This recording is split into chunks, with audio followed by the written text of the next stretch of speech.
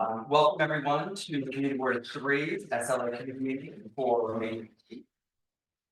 And for those of you on Zoom, please note the meeting is being recorded. We are going to, I will call the items, maybe an item or two out of order. How it's going to go is I will give a brief summary of the application.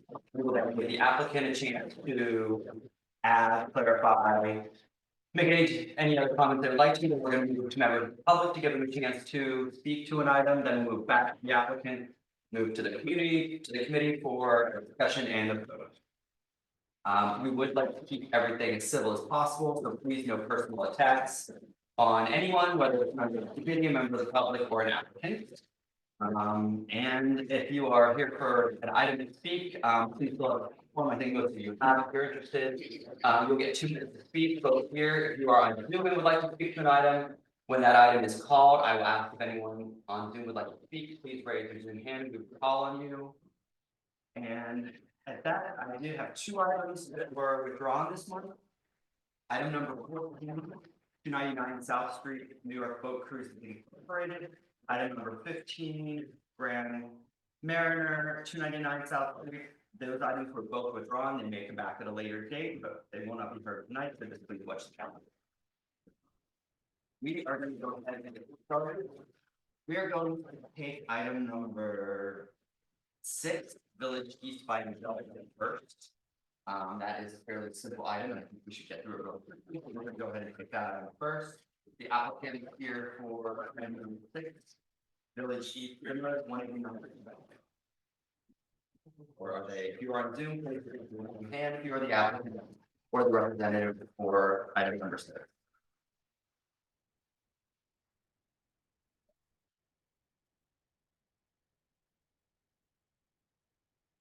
Hi, good evening. This is attorney Sean Scuderi from Tarter, Krinsky & Drogan on behalf of the applicant Village East. Yeah, here as well. Yes, can you hear me? Yes, I can hear you. Is it Zooming? Everything okay on my end? Can you hear? Yes, all good here. I can hear you perfect. Okay, see, I think the applicant has their hand raised as well. Yeah, Scott Roseman should be here with me as well.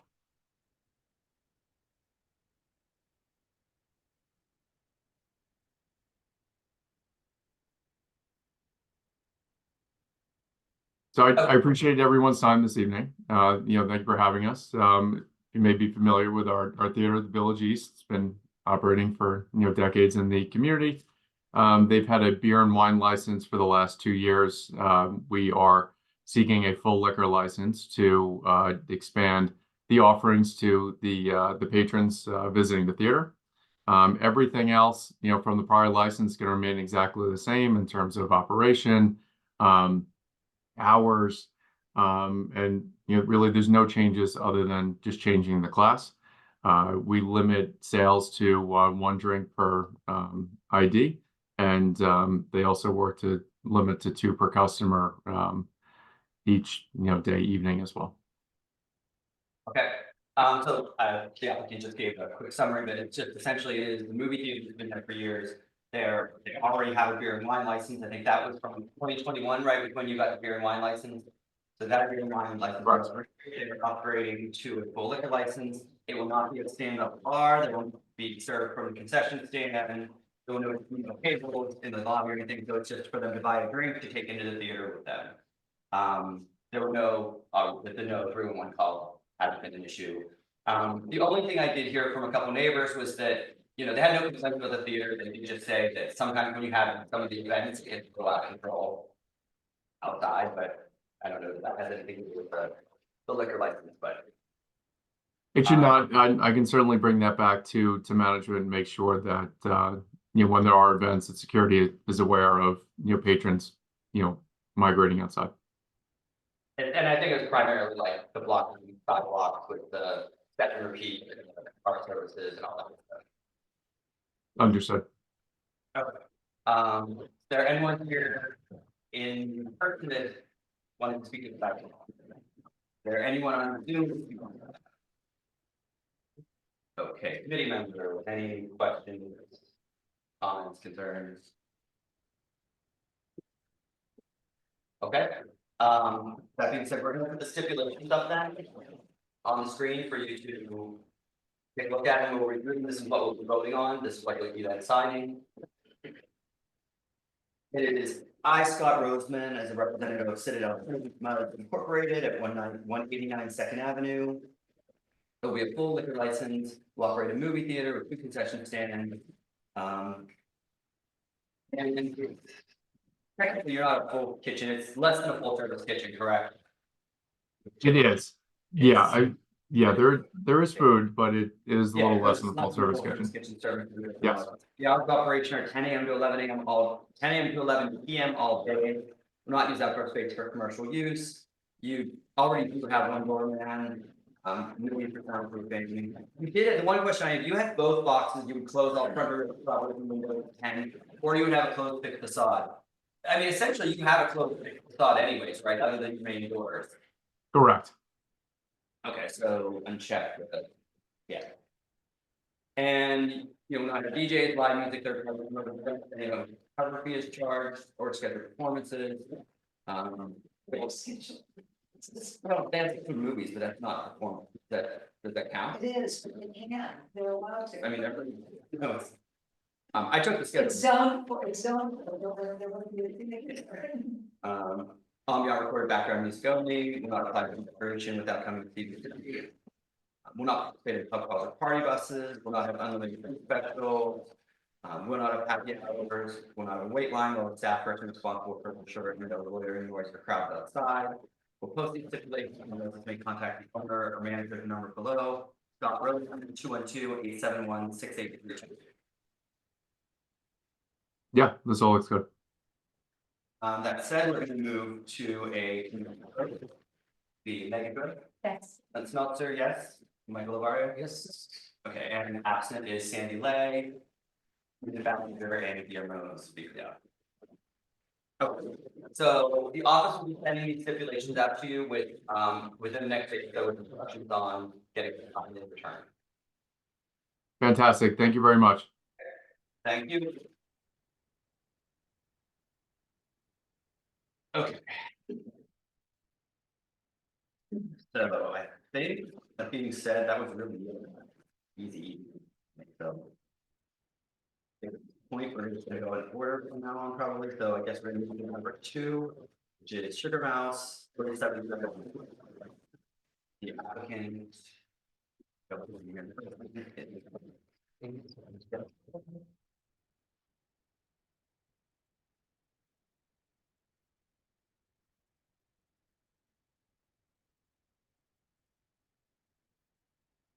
Okay, so I will give a brief summary. Sugar Mouse LLC doing business as Sugar Mouse to extend its operating hours to 3 a.m. on the weekend. And change its method of operation by adding a comedy night and adding happy hour in terms of Avenue, East 11th Street. This is an application for 20 tables, 110 seats, including a stand-up bar, full kitchen, serving food during all of operation, 3 televisions, live music DJs and background music played with small speakers. There are 10 full on-premises licenses within 500 feet. This is open at Sugar Mountain from the current location in July of 2024. Operated with a full liquor license. Back before the committee in January of to ask for later hours. At that point, we suggested that they go back and meet with the neighbors because there were some issues that they had not been approved for a full year at that point. The applicant has also owned and operated Sour Mouse, located at 110 Atlantic Street since April 2020, and they do hold a full on-premises liquor license application. 46 residents live within 2 block sites in favor of the application. They are asking for hours of open from 2 p.m. all day by 1 a.m. Sunday through Wednesday, 2 a.m. on Thursdays, and 3 a.m. on Fridays and Saturdays. Not use outdoor for commercial use. They will employ government and security personnel. And I'm sure there are cast down perfect installed, close fixed facade, no doors or windows. They currently have live music, DJ comedy shows, third-party promoted events, background music and scheduled performances. No work fees are charged. And one question I had was, you were proposing happy hours, but what time were you proposing your happy hours to end? We can actually put the time in, Oh, hi, just normal, like 4 to 7, 4 to 7, happy hours until 7 p.m. right? Okay. Okay, and that basically kind of is a brief summary of the application. I'm gonna hand it over to you. If you'd like to go ahead and add anything that you feel important or anything you'd like to clarify or correct. Sorry, could you just repeat that one more time? Yeah, if you would like to, I'm gonna hand it over to you to go ahead and give us a little Yeah. description of your application and anything you'd like to change. Okay, no, thank you for that. I'm back. For those who don't know me, I'm Dr. Aaron Ho. I'm a tenured criminology professor at a nearby university. I'm here tonight just requesting for your support. We were here 3 months ago, trying to just extend 1 hour on Friday and Saturday night. I think that we've done a lot, for the community, in the community. Specifically, we have, a lot of support from people living inside the building. And I want to say that like Sugar Mouse is more than just a game hall. We have free billiard clinics for teens. We sponsor youth events inside and outside of our space. We sponsor a lot of nonprofits in the area. We're also a safe haven for artists, the LGBTQ community. And we're really built on a lifelong commitment to public service and community building. I've always mentioned that I was born just a few blocks from this area, and it gives me a lot of joy to kind of build something and give back to the community. Yeah, and I hope to get everyone's support this time. Thank you. Aaron, we do have, I know there's one person here in person to speak, and I think there was some people online. I'm gonna go ahead and we'll start with Monica. Hi, Oh, you know what, you'd like to go ahead and use the microphone just because people on Zoom, sure. we can hear you in the room, but for most of the people. My neighbors tell me, and I walk by in the evening, there is nobody at the door. And if there is, it's a different person. Sporadically, so nobody, it's just not clear that there's anybody at the door of the situation there. It's interesting, the neighborhood so well, the community, people who lived on the block for up to 50 years, unless we did not move more across the street from him. The people who are supporting him are the people in the very new apartment building above what was the former bank there. Yeah, we understand this business isn't doing well, but we're just sure that he's doing people to do what he says he wants to do and what he's promised to do. Yes, and you'll hear from my neighbors who live right there and who have experienced this. Thank you, Monica. Okay, we're gonna go to Zoom. I know there's some people with their hands up. Go ahead, Laura, we promoted you. Hi, thanks. So I'm Laura Sewell. I'm the director of the East Village Community Coalition. And I attended the last meeting. There were several items on the agenda. I'm sorry, I couldn't make it there tonight in time. I attended the last meeting that we talked about having a meeting with the residents and reached out to the community board about setting that up. And what ended up happening was that I had a meeting with Susan and Aaron. He did not want to meet with the residents. I'll let him explain why. I'm not going to put words in other people's mouths. But he didn't want to meet with the residents, even in a monitored meeting.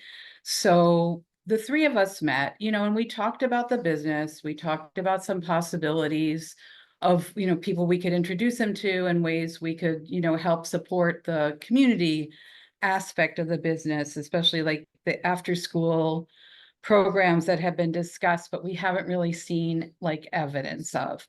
So I work primarily, we're a very small operation, so pretty much all I can do is to boost out free events on our Instagram. We don't generally boost paid events, though there are some exceptions. And so that's really how we work, and that's the way that it's easy for me to work. And we have done that over the past few months when there's been something, but there isn't always a lot of opportunities to do that, I'll just say. So my main cause for concern, not about is the lack of monitoring of the front of the space. Because the bulk of the operation is downstairs, it really doesn't seem like there are people keeping an eye on what's happening on the street.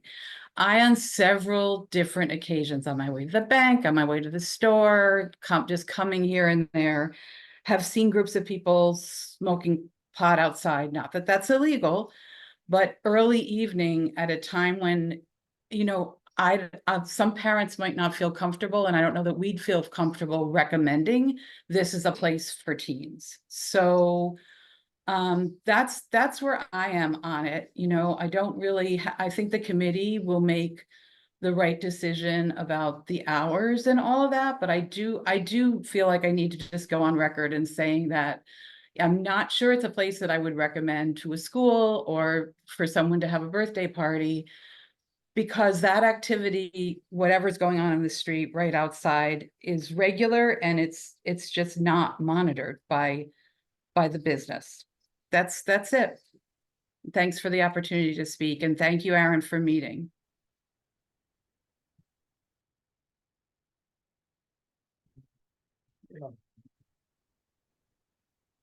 Next, we have Mary Fran. Hi, I just want to let you know there are two of us here that would like to speak, so I'm going to go first. My windows overlook the corner of 10th Street and 3rd Avenue. I'm opposed to granting permission for a happy hour and an extension to the operating hours for Sugar Mouse at 47 3rd Avenue. This past Friday, I emailed the committee my detailed testimony and photos. In my experience, I have never seen doormen or staff outside this location. Late night traffic from loud patrons departing Sugar Mouse adds to already significant backups on 3rd Avenue and on 11th Street, which also services Webster Hall. With warmer weather just beginning, summer months bring larger crowds on the street, creating more noise and congestion. While 3rd Avenue is considered commercial, the side streets are very residential. To me, the health and well-being of the CB3 residents affected by this is more important than the monetary influence of the business. I respectfully ask that the committee recommend denying this application. Thank you. Mary Fran. Okay, and should I let the other person speak? Sure, you can go ahead.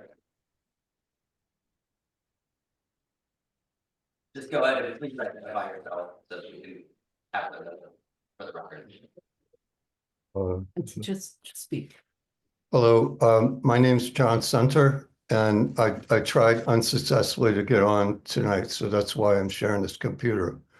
I've lived in CB3 for 46 years, and for 30 years, my windows overlook 10th Street and 3rd Avenue. I'm about 200 feet from the applicant's main entrance. And CB3 previously heard some of my concerns regarding Sugar Mouse.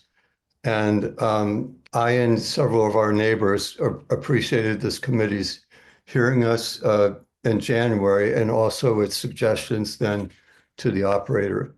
I still have concerns about this operation, and personally, I'm opposed to operating a happy hour and granting an extension to the closing hours for Sugar Mouse at 47 3rd Avenue. That said, to be fair, since January 2025, I personally have experienced less late night street noise from Sugar Mouse patrons than previously. My observations have been fewer incidences, and those that still do happen often seem to take place on Saturday nights, small groups of patrons, and also patrons dispersing within 15 to 20 minutes. However, other neighbors who often live even closer than I do to the operation have documented more negative recent experiences. And I came in late to this meeting, but before the committee makes its recommendation, I would respectfully request the following, that it be clarified and ensured that later closing hours would be only for Friday and Saturday nights. And then also, I would want details and specific limits of the operator's plans for the happy hour, what days and what hours, and that was unclear in the questionnaire and request to my eyes. And Laura mentioned an important outstanding concern that I also share. Ron, you can just find wrap up your committee, so go ahead and finish your thought. Okay, but it has been the inconsistency and lack of door staff and guards. So if the committee recommends this request, I think it's crucial that the recommendation be restricted solely to this applicant and not be transferable without public input to any future operator who may purchase the license holder's liabilities and assets. And it's my understanding that CB3 has made similar recommendations in the past, and absent that restriction, I have a major concern about what the SLA might do going forward. Thank you, Ron. Thank you. I appreciate the opportunity. Anyone else here to speak to this item? Please raise your Zoom hand. Okay, seems like that was everyone. Okay, so we'll, I guess, give this back to you, Aaron. If you'd like to respond to anything, but one thing I would like, just before I hand it over to you, I would like to clarify something that John just mentioned, and it was in a couple of, we did receive, I think, 3 different emails in opposition to this item, and for most of the reasons we just heard. The one thing I'd like to say that was mentioned in several of the emails, nothing, no matter what is approved for this item, it can't be automatically transferred to another applicant. If someone else comes in, even if it's sale of assets, they still have to be heard essentially as a new application. So there's nothing that is an automatic transfer. There isn't such thing as a transfer of a liquor license. It still has to be heard almost like a new license. So that's not something we need to stipulate, because that's something that just it can't automatically be transferred. So there's no, and you don't have to be concerned about that. So, okay, but go ahead, Aaron, I hand it over to you to address anything you just heard. Though I would like to actually clarify, I understand, I've spoken to Susan about this, I know that you chose not to meet with the applicant because you felt you were mistreated. And personally, I don't know that I'm very comfortable with that, because you are a business owner coming in, and I don't know how they treated you, but let's say we're like actually like physically assaulting you, I'm not real comfortable with someone with the neighbors. I just think that's something that you should be doing, because if you have continued problems with the neighbors and they come to you and complain, does that mean you're going to refuse to listen to them? No, thank you for letting me the opportunity, giving me the opportunity to clarify this.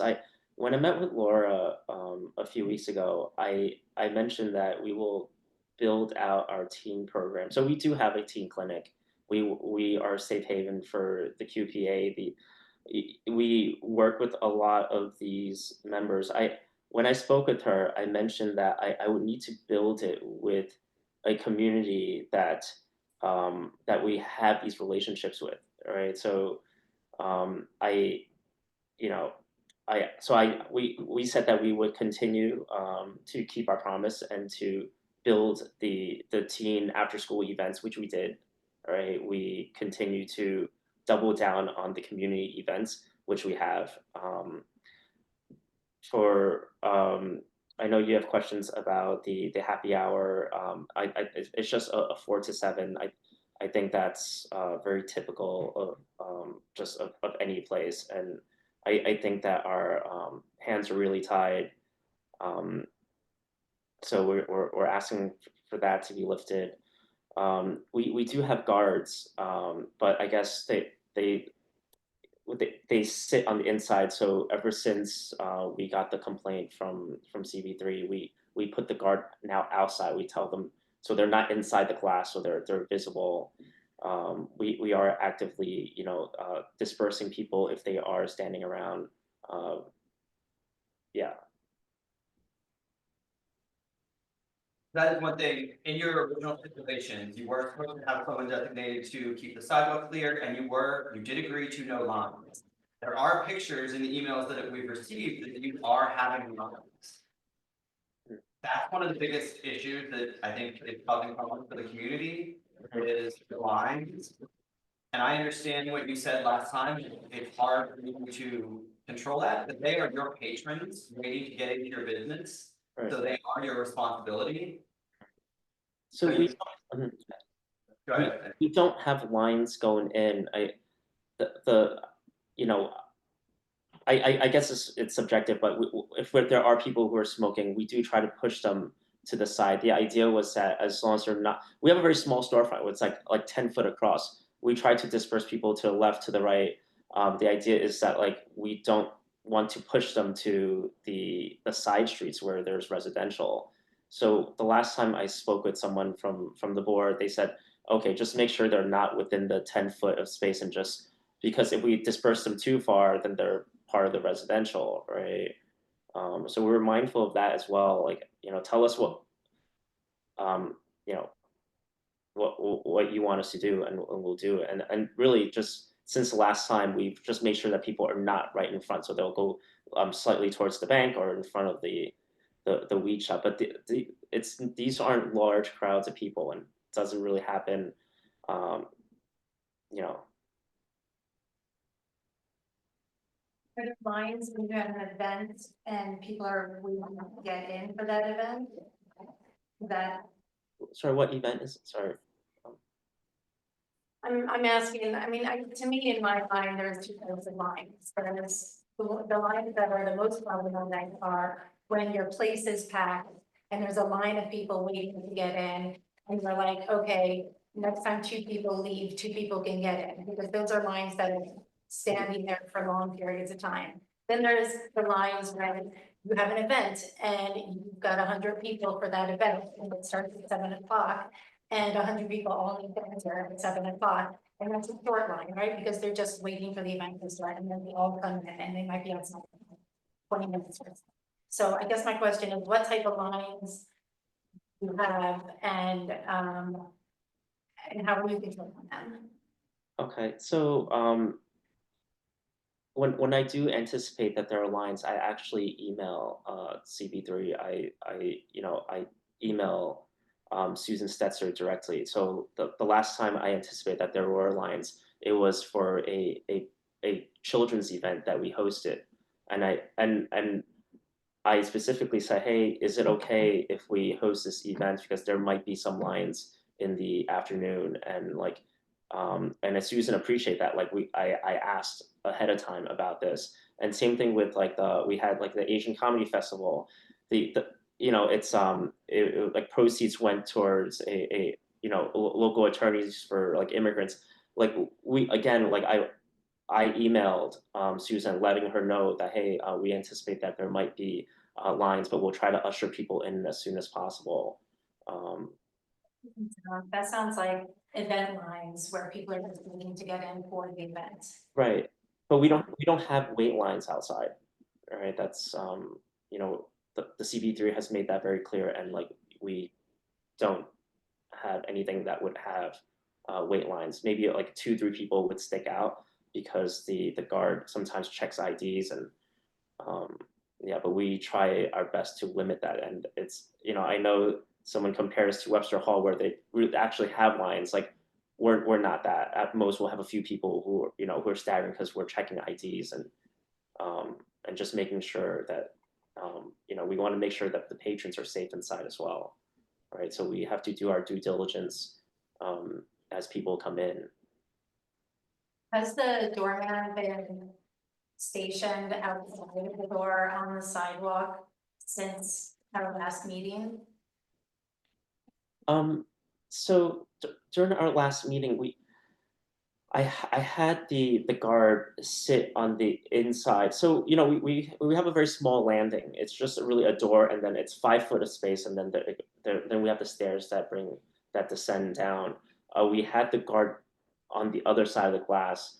And since there was a complaint from CB3, so since then we have our guard in front of the glass on the sidewalk. I know it's not always possible because of weather. Certainly when, you know, events are entering, you know, a building, that would be, important to have a guard outside. I'm sorry, just part of it was muffled. That is part of the stipulation, is you're supposed to have a staff person, it doesn't even have to be a security guard. We are supposed to have a staff person ensuring the sidewalk is monitored, so there's no order or crowd. You also have agreed to doorman, so you should have someone there.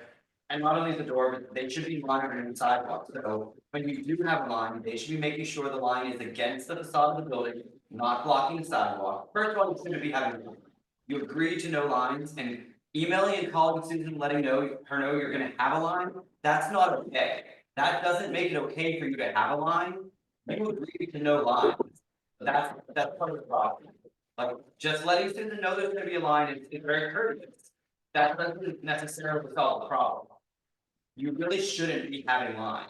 I understand if there's two people waiting as the guard is checking IDs, that's not really a line to consider, but the picture that I have in front of me right now is a line of probably 20 to 25 people.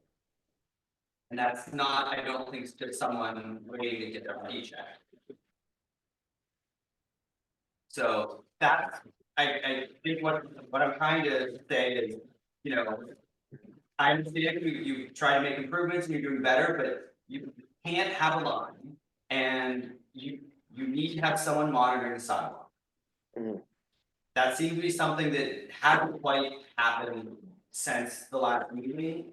It sounds like even from one of the residents just spoke that there have been some improvements, which we appreciate, but I don't know that the sidewalk and the without, I don't know, crowds or people outside has necessarily been addressed.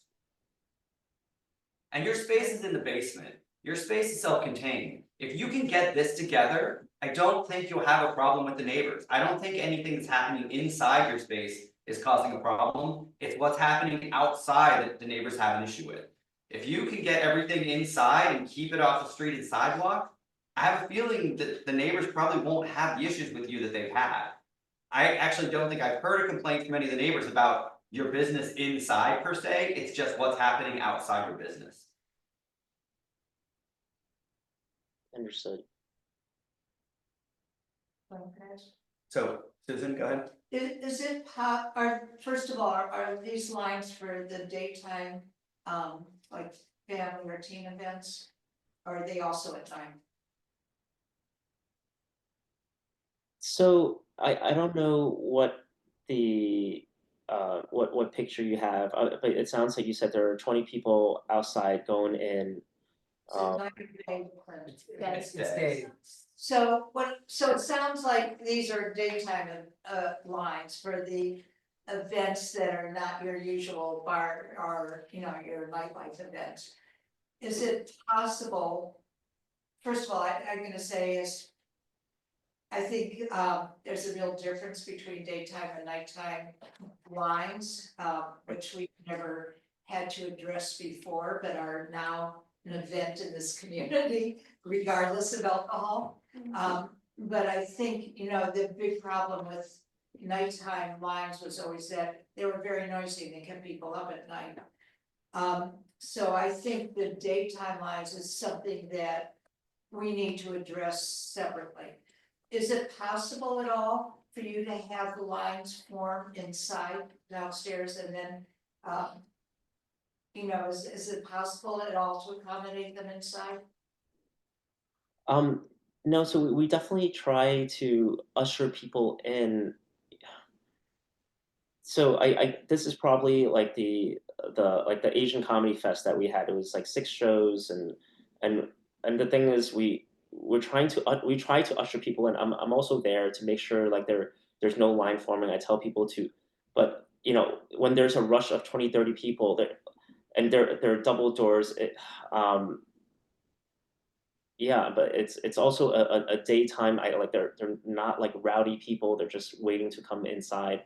And I don't think that like when I think line, I'm thinking like, oh, we're making people wait a few minutes, but we're really just like checking people in, and they're like, it's I don't know what to say. Like, you know, it's just like just a crowd of people waiting to go into a restaurant. Like it's something.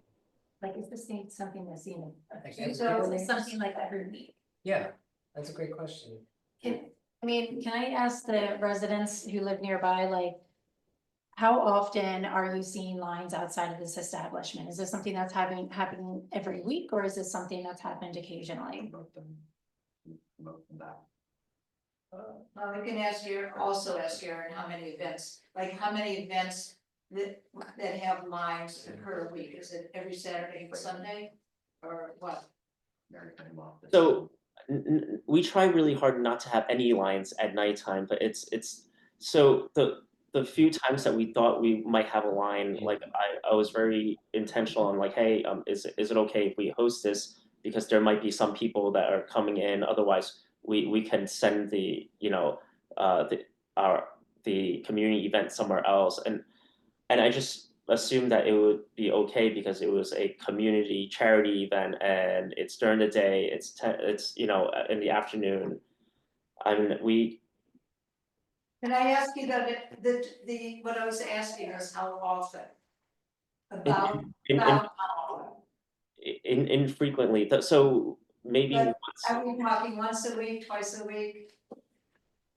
So an actual event with lines of 20 people waiting to get checked in like that, like maybe just twice since the past 3 months. So you're saying maybe once a month? Right. Okay. So I mean, it seems to me like we're either saying to them, don't have these afternoon, other kinds of events, or, Yeah, I mean, he's gonna do the here's- event in the afternoon that is a more teen or family, he's gonna have a short line for a short time. If you don't want any of that to happen, then you have to say don't have events. Right, I mean, here's my take on it. This is, as I say often, is that there's all sorts of different venues in our community. And, this is a unique one, but the ones that have larger capacities and, this is meant for large groups. They may occasionally have lines to get people inside the venue. The problem really is when the line just sits there and is making noise for, We don't have club lines, or that's not our intention to and- have anyone outside. We understand the Right. So, it's Third Avenue, I don't think it's. I mean, I think obviously like when events are happening, there needs to be a commitment that there's a guard outside monitoring the lines coming in, coming out. But after that, I really don't have an issue with this license. I mean, this is the second time we've heard it. I think they offer something unique in our neighborhood that is not available in many other places. I think it's on an avenue, and it's 1 hour extra just on Friday and Saturday nights. That's my take.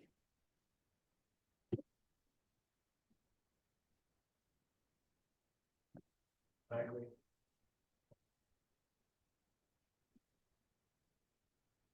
Okay, anything else you wanted to add, Aaron? No, just thank you for your time. I appreciate this. I know you have been reviewing this, and yeah, I appreciate the opportunity. Okay, I guess, does anyone want to make a motion then? Yeah, I mean, I'll make a motion to extend the hours as requested, with the stipulation that he's got guards stationed outside on nights of events. Second. Okay. Okay, so I guess we're gonna go ahead and put the stipulations up. That will align with this resolution and we'll go through those. So I, Aaron Ho, the qualified representative of Sugar Mountain LLC, will operate a game hall with shuffleboard, ping pong, foosball, and billiards. Kitchen open, serving food during all hours of operation. Hours of operation will be Sunday to Wednesday, 2 p.m. to 1 a.m. Thursday, 2 p.m. to 2 a.m. Friday and Saturday, 2 p.m. to 3 a.m.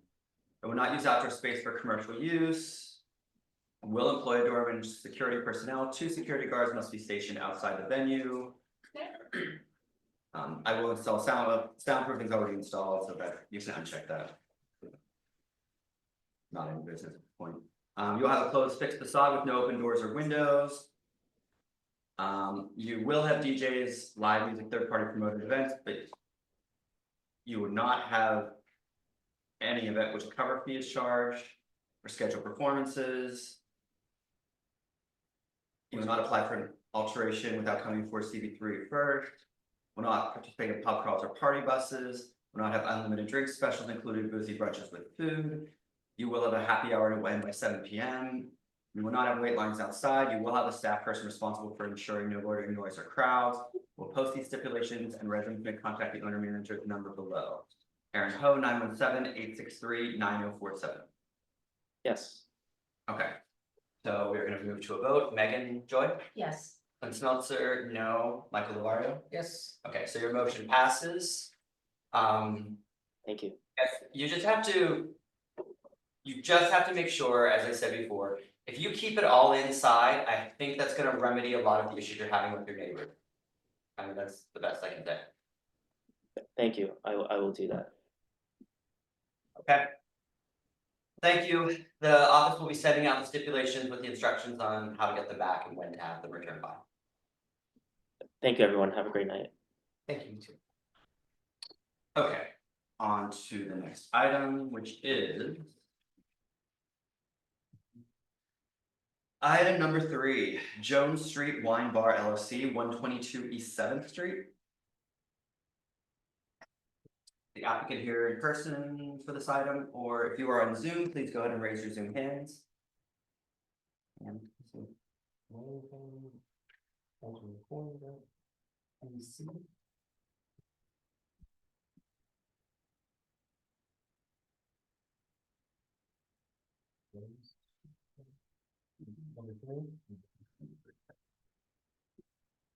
So it's like halfway through the red zone, number 12.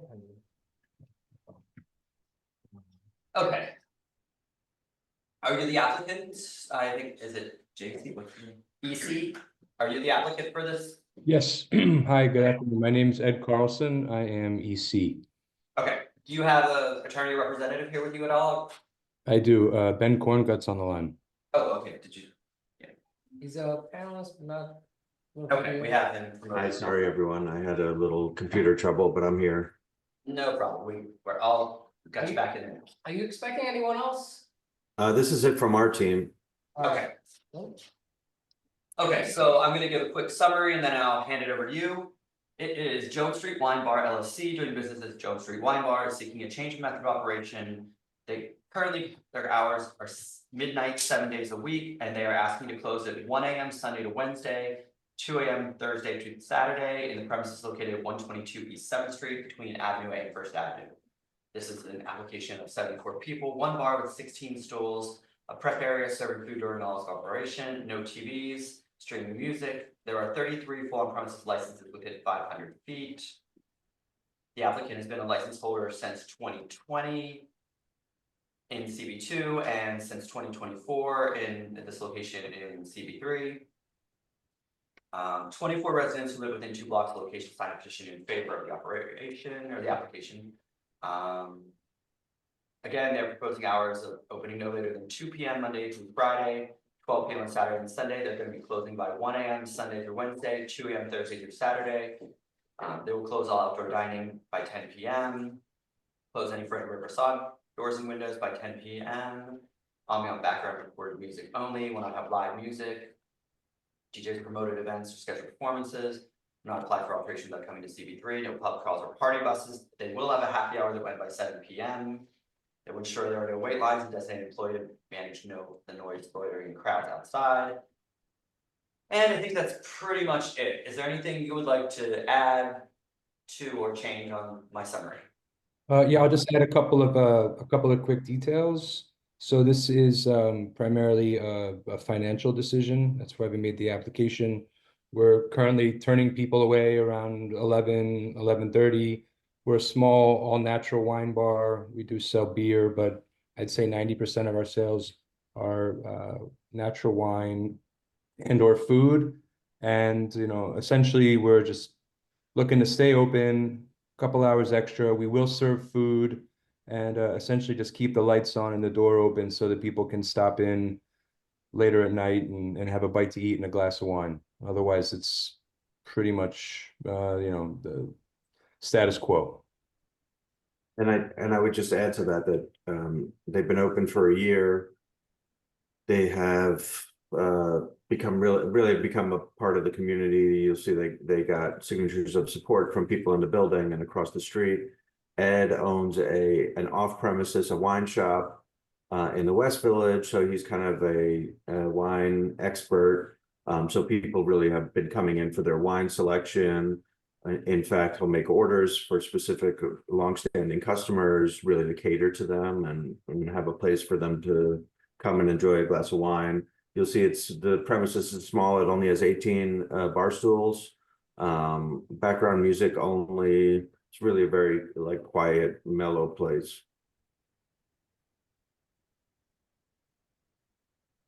Okay, thank you, Ed. Is there anyone here from the public that wishes to speak to this item? Don't think there's anyone here in person. Is there anyone on Zoom? Please raise your Zoom hand.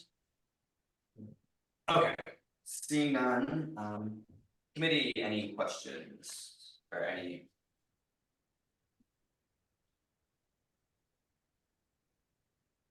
My only, I guess, thought or concern on this is, it is on a residential side street.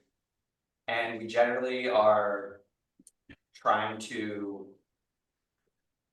discourage later hours from restaurants and bars on residential side streets. I know you're a pretty low impact business. Yeah, I think with just the 18 seats, there's really no one's congregating outside, no one's waiting to get in. It's kind of, people just come and sit down, and the volume of the conversation and the music is really very low. And I think that's reflected by the fact that people in the building are supportive of it. If it was loud, I'm sure they, would not have signed the petition in support. How many square feet is the store? It's about 500.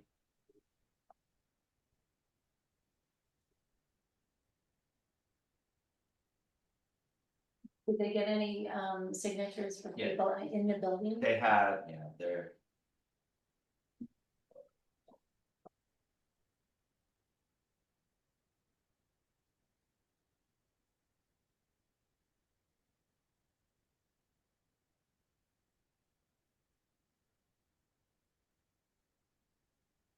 One, two. Three, four, I think. 5, 6. Looks like at least. Yeah, looks like it was 6 from in the building. And how much extra hours is this? They're asking basically for 1 hour Monday through Wednesday, actually 1 hour Sunday through Wednesday, 2 hours Thursday, Friday, Saturday. We are typically closed on Mondays. Okay, so I mean, the usual concern is, what happens after they leave, right? there's only so much you can do with 500 square feet and 18 seats. It speaks a lot to me that there's signatures from people in the actual building. So I'd be inclined to support this. There's also several from the building next door as well, Yeah, so it's people that are directly impacted. yeah, it seems like, Yeah, this one you expect as terribly. And it's a small, I mean, I know it's a small space. yeah, And there's no one here opposed. You know, we're from, no one's. Right. so if there's nobody else to speak, then I would say I'd make a motion to support the application. Okay. I mean, on this small street, if there's a problem, I think they'll let us know. But yeah. Okay. Okay, that being said, we're gonna go ahead and put the stipulations up on the screen that we will be voting on. Yeah. Thank you.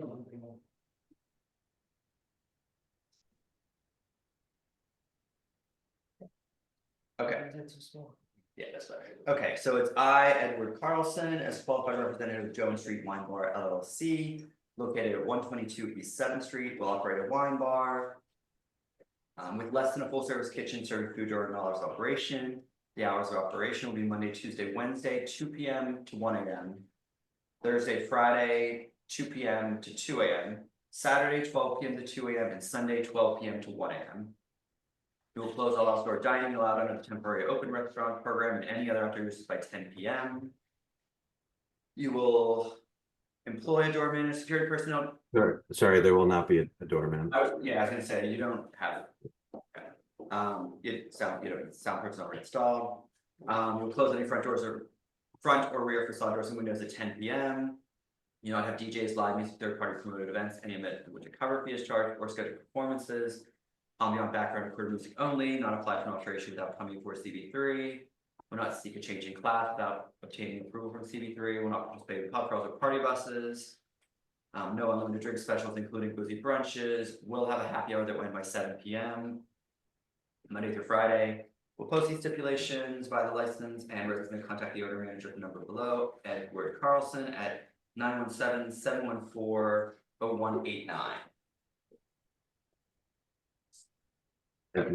That all looks correct. Okay, so we're gonna move to a vote. Megan Joy, Yes, Clint Smeltzer, yes. Michael Lavario. Yes. Okay, so the motion passes. The office will be sending you out the stipulations with the instructions on signing and returning. Great, Thank thank you very much. Thank you very much. Great, thank you very much. Have a nice evening. Thank you. Okay. Next, we are moving on to close up 154 Orchard Street. The applicant's here for, okay, you're the applicant? Yeah. Do you have an attorney or representative or just? No. Okay. So give me 1 second to get your description up. Okay.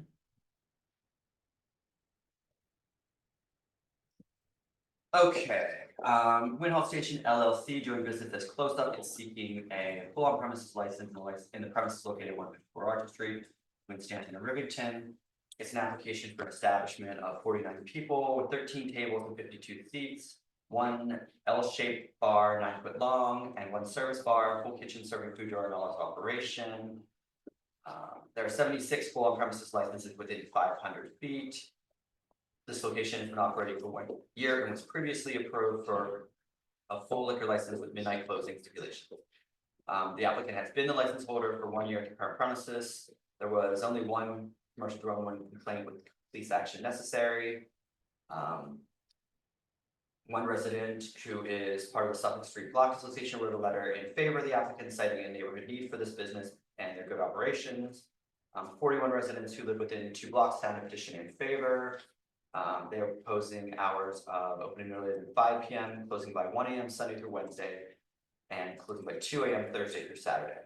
Not using outdoor space for commercial use. Will employ a doorman, security personnel, 1 all days. And so this application, basically all they're proposing is extending their closing hour to 2 a.m. on the weekends and 1 on the weekdays. They were previously given midnight closing all days. And I think, correct me if I'm wrong, that's the only thing that we're changing on that. Yeah, that's correct. Okay. anyone? Is there anyone here? I don't think there's anyone here in person for this. Oh. It's a Great. 1 hour extension all days. No, it's a 1 hour extension, Sunday through Wednesday, a 2 hour extension Thursday through Saturday. Okay. David? David Craig, do you want to Oh, microphone. go ahead and? Oh, sorry. Sorry, I was skipping right over you. So I'm gonna go ahead, if you wanna go ahead and just give us a little, correct anything or add anything to what I said. Yeah, let me see. Is that like- It's just for the, Yeah. you're not gonna hear yourself. Okay. It's just for these guys online. Yeah, no, that's all correct. I guess I wanted to first off say thank you for trusting me last year. It was my dream to open up a brick and mortar jazz club with my best friends. Like 4 or 5 years ago.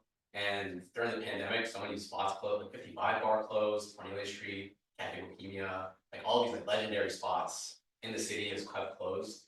And yeah, I mean, I just want to say it's been an honor to have operated this business, and a bunch of my heroes have played the spot, and it's a spot where people come to listen. You sit down, you actually listen to a show. It's not like a rowdy spot. There's a room in the front that the line ends up going to, so we haven't had lines outside. I've been asking people to leave at 11:45 on Fridays and Saturdays, which with a business that's running kind of in the red ends up like, it's a weird feeling to be like, hey guys, like, you gotta go. So first I want to say thank you for trusting me, and the second one is that like I have someone at the door at all times. I'm a doorman. I run a full restaurant. There's full food. We have a bar, and yeah, it's a spot where people just come and listen, and I think it's a really cool thing that's happening in the community, in the whole jazz community. We've had over 300 performances we've had over like 200 jam sessions where people come and play. It's been a haven for musicians to just come and hang out and play music. And frankly, there's not a ton of places that put the music on the forefront. It's a lot of jazz and improvised music as a background thing. It's like a cute little trio in the corner, but these people spend their whole lives trying to speak on this thing, and I think some of us feel like it should be more of a primary thing. But yeah, that's it. So thank you. Thank you. So if you wanna go ahead and hand the mic over to David. Hi, so I'm David Craig, resident of the Lower East Side. I used to be on this committee. I was on the committee when they came through last year, didn't open initially.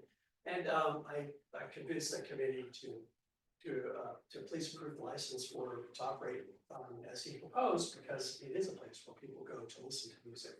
And I've been a client, it's a customer. I've been there a number of times, and it's exactly that. You probably have 3 dozen people, I think, tops in the performance room in the back, and there's a lounge in the front. Anyway, we approved it in the existing midnight envelope of hours, right? It was previously licensed for midnight.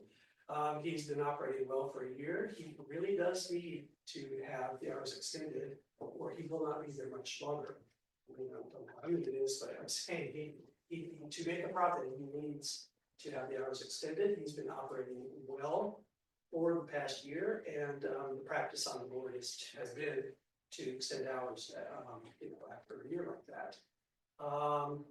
What can I say? It's an asset to the neighborhood, and I think that we should try to keep it. I also wanted to add, I live in the neighborhood, like I don't leave this neighborhood. Everything to my name is in this area. I got a co-op on 155 East 2nd Street, and my business is like 2.5 blocks away. Like I don't leave. Everything to my name and then some is within this place. And I also want to say I'm a part of this community, and I will be for a long time. Like I'm pretty damn committed to this area. So I just want to throw that out there. Is there anyone on Zoom who wants to speak to this item? Yeah, there's Solomon. If you're here for this item, please raise your Zoom hand. You see Solomon Gottfried? Hi, I'm Solomon. I'm here to speak on behalf of the business. I actually run all of the music. I do all the booking at Close Up. I'm sorry I can't be there in person today. I'm on the other side of the country. But I just want to say that one thing that's unique about our business is that we are not an incredibly high volume drinking place the way many other bars are in the neighborhood. And we're not setting ourselves up in a way in which we're encouraging people to get rowdy, to be loud, to drink all hours of the night. And part of the nature of sitting down and listening to music is you're sort of having this wholesome spiritual experience in which you're not consuming lots of alcohol. And that's a great thing. And I think that's a thing that the neighborhood needs more of. The problem with that is it's just not as lucrative and it's much harder to financially run a business that runs in that kind of way. So it's just really vital for us to be able to get, any time in which we're able to be, running as a business with customers inside. 1 hour might not mean a lot to other businesses, but it means so much to us. And again, I just feel like there's plenty of places that encourage heavy drinking and it's a part of their business model. We don't. And I think it would be really nice to feel like the message that we're trying to put out about what a late night space can be is supported. Thank you, Solomon. Okay, anyone else? Okay, moving to committee, what any thoughts? Thank you. So my thoughts are this, we're losing live music at a rapid pace. I want to do anything I can to like support more live music in our neighborhood, especially because we have such incredible like historical music roots. That said, I also think we need to be careful extending hours on Orchard Street when, I hope you're in business forever. But God forbid something happens and you move or, the business changes hands. I think we need to, like we're always saying, like the method of operation is the same. So I want to support a live music venue here. So if the next people that take over also want to have a live music venue that, is playing like smaller artists and, then great, you can have the extension of hours too. But if it's just gonna be a regular bar, not that I have anything against that, obviously I'm an owner, but like, I would say like, we just have to be careful on the next applicant with the method of operation change, but I personally would support this application. And just to speak to what you were just saying, if they shut down or they are doing so well that they need to move to a bigger space and the space ends up being empty, we don't have to automatically give someone the same hours that someone else had, so. Right. It doesn't have to be always the same or less, or the same hours. We could, if it's gonna be a regular bar, we can say, no, they only have those hours because they were a live music venue. We don't, there are plenty of other regular bars in that area. We don't wanna add an extension of hours to that. So, I think that is something we can definitely consider. Yeah, I mean, that was my major concern, was just like Orchard Street in this location, so many hours after a year. Something is cause for concern. But the business model is, I trust David and I trust the folks. And, the one thing I would just add to that is, we do have several active groups and even individuals that are usually very vocal in that area, and we haven't heard from any of them about in opposition, so. That's true. We didn't hear They anything. wouldn't hesitate to let themselves be known. No, that one gentleman would come here. So. Yeah, so sounds like we're all in agreement. There a motion? Sure, motion to approve the application as written. Okay. Second motion. Go ahead and put the stipulations up on the screen. Okay, so it is Daniel Gaynor, as a representative of Winhall Station LLC, doing business as Close Up, located at 154 Orchard Street, will operate a bar, tavern with jazz, pub and lounge. And I think technically you have food though, right? Yeah, that was part of the stipulation. But is it a full kitchen or? Yeah. or less? So it's a full kitchen, okay. Just check out. Yeah, that wasn't checked out. We're just checking off the box. It's tough. Yeah. I mean, it's cool, but. So the kitchen open for food during normal operation. Your hours of operation will be 5 p.m. to 1 a.m. Sunday through Wednesday, 5 p.m. to 2 a.m. Thursday through Saturday. You will not use outdoor space for commercial use. You will employ a security doorman, 1 on all days. You can uncheck because it's already installed. You will have a closed fixed facade with no open doors or windows. You will not have DJs, you will have live music, third-party promoted events, and events which cover fee is charged. You will not have more than 1 private party per month. You will not apply for an alteration of the common with CB3, you will not participate in pub or other party buses. You will have unlimited drink specials, including boozy brunches. You will have a happy hour that will end by 7:30. No wait lines outside, a staff person responsible for ensuring no loitering, noise, or crowds. Post a stipulation by your license, and residents may contact the owner or manager at the number below. Daniel Gaynor, 703-687-7554.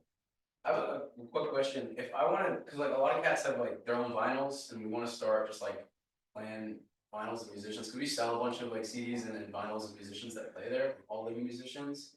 Can I? Is that like, can I have like a vinyl, it's not like a DJ, we're not like spinning records, and can I just? You're just playing Usually playing like music? Yeah, that's just, you know, that's, well, also you're approved for live music and. Yeah. And, yeah, so. Yeah, that's just your background music. Just wanted to clarify. Yeah, that's fine. Okay, everything else was fine. Okay, Absolutely. we move to a vote. Mega Joy, Yes. Lance Meltzer, yes, Michael Lavario. Yes. Okay, the motion passes. The office will be sending you out stipulations with instructions on signing and return by a certain date, which I think will be Friday. Thank you so much, and also come hang and listen to music, yeah. Okay, thank you. It's great. Good luck. Thank you, appreciate it, guys. Have a good night. Appreciate it. So, yeah, there's We been- have one party and all these guys. Come on. Okay, next we are moving on to number 5, Baby Grand at 187 Orchard Street. Oh, do you want the reso? You got it? Okay, why?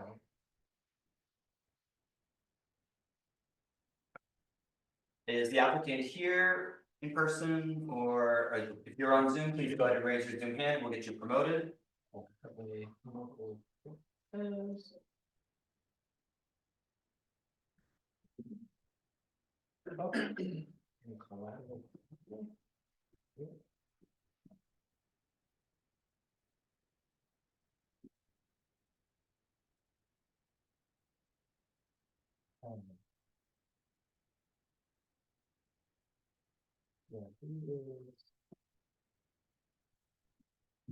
Okay, I think we promoted you, but I think you have to accept the promotion to panelist to be able to speak.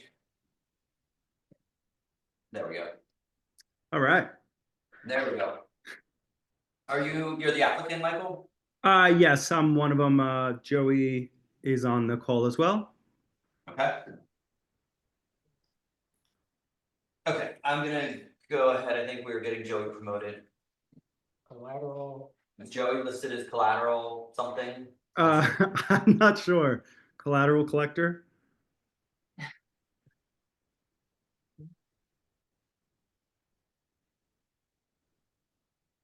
Nope, no, I don't see anyone else with their Zoom hand raised.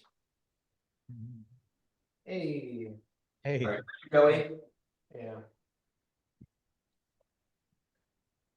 oh, you're Joey, right? Yes. Okay, great. Came here last time, you were here in person. Yeah, okay, so just, give me 1 second, I'm gonna go ahead and read a quick summary. So Baby Grand LES is doing business with Baby Grand, is seeking a method of operation change to include live band performances for their premises located at 187 Orchard Street between Stanton and East Houston. It's an application for an establishment of 129 people, 9 tables, 52 seats, 2 stand-up bars, with a total of 10 bar stools, food prep area serving food during all hours operation, 8 TVs with a karaoke machine. And there are 36 full on-premises licenses within 500 feet. The applicant has operated this business since 2022 in CV3. There were 5 commercial complaints with police action necessary at this location.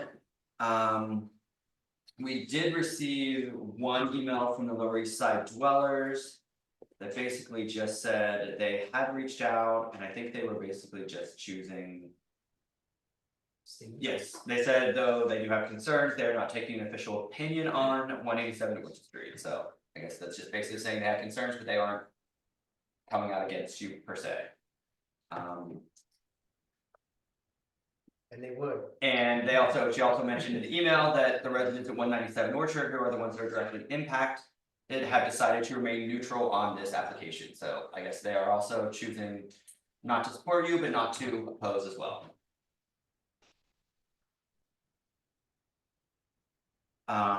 One of the, I was just gonna go over one more thing.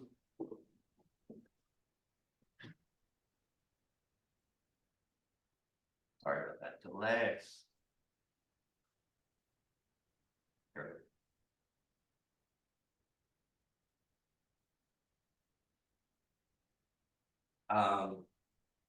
So I think they're keeping their hours the same, which is opening at 5 PM, closing by 3 AM Thursday through Saturday, 5 PM, closing by 2 AM Sunday through Wednesday.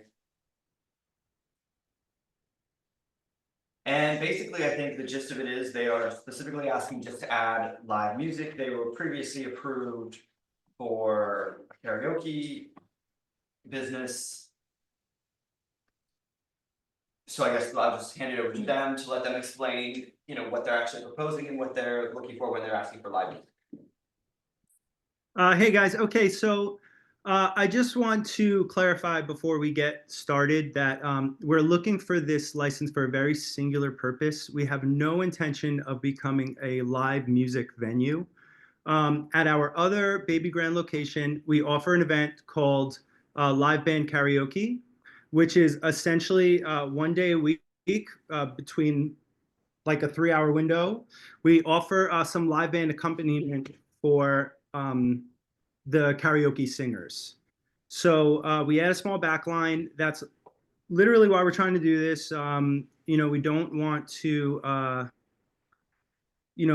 become a venue that's playing live music every night. So, everything else we want to remain the same on our license, and we're not looking to, change anything else. And yeah, I think that I just wanted to go into this saying that. And Joey, I don't know if you have anything to add, but Yeah, I'll add. Hi guys, nice to see you again. I'll add that the event ends relatively early in the night, and historically we've been running live band karaoke at our Flatiron location, like Mike said. And if you look at the analytics and the sales, it turns out that the demographics are actually skew older, and part of that is because that crowd can kind of afford to spend a little bit more. Like someone mentioned on the panel about live music coming back to Lower East Side. These musicians are career musicians, so they're playing, bars and restaurants and weddings. That's all they do, including playing for Baby Grand. And so what Baby Grand does is we forego the karaoke fee, and we allow for the band to take all of whatever the song costs, which is $5 per song to sing with the live band. 100% of that goes to the band, and we're really proud to have been doing that for the past year and a half. And because that price point is a little bit higher than the $2 for regular karaoke, the clientele skews a little bit more mature. So I think it's going to be a net benefit for the neighborhood in terms of the crowd that we're going to attract on those nights. And like Mike said, it's just live accompaniment, and the sound level is not going to be any higher than the karaoke tracks that come out of the karaoke machine themselves. But that's all I have to say. Don't it cost $5 to do karaoke with a live band? with a live band, yeah. Normally it's $2, but with the musicians, it's $5. I feel like a jukebox is more expensive than that. Okay, so thank you for clarifying that, because that was gonna be my question. That was basically my question is, what were you proposing in terms of live music? So thank you for clarifying that. Is there anyone here on Zoom that wishes to speak to this item? I don't think there's anyone, or actually, is there anyone here in person also that wants to speak to this item? Okay, is there anyone here on Zoom? Please raise your Zoom hand. Daniel's he lives in the neighborhood for some reason. Okay, seeing no one, I guess, committee and questions? I do, the sound system that you have on your questionnaire, the 120-watt karaoke amp machine distributing 5, is it 10-foot speakers?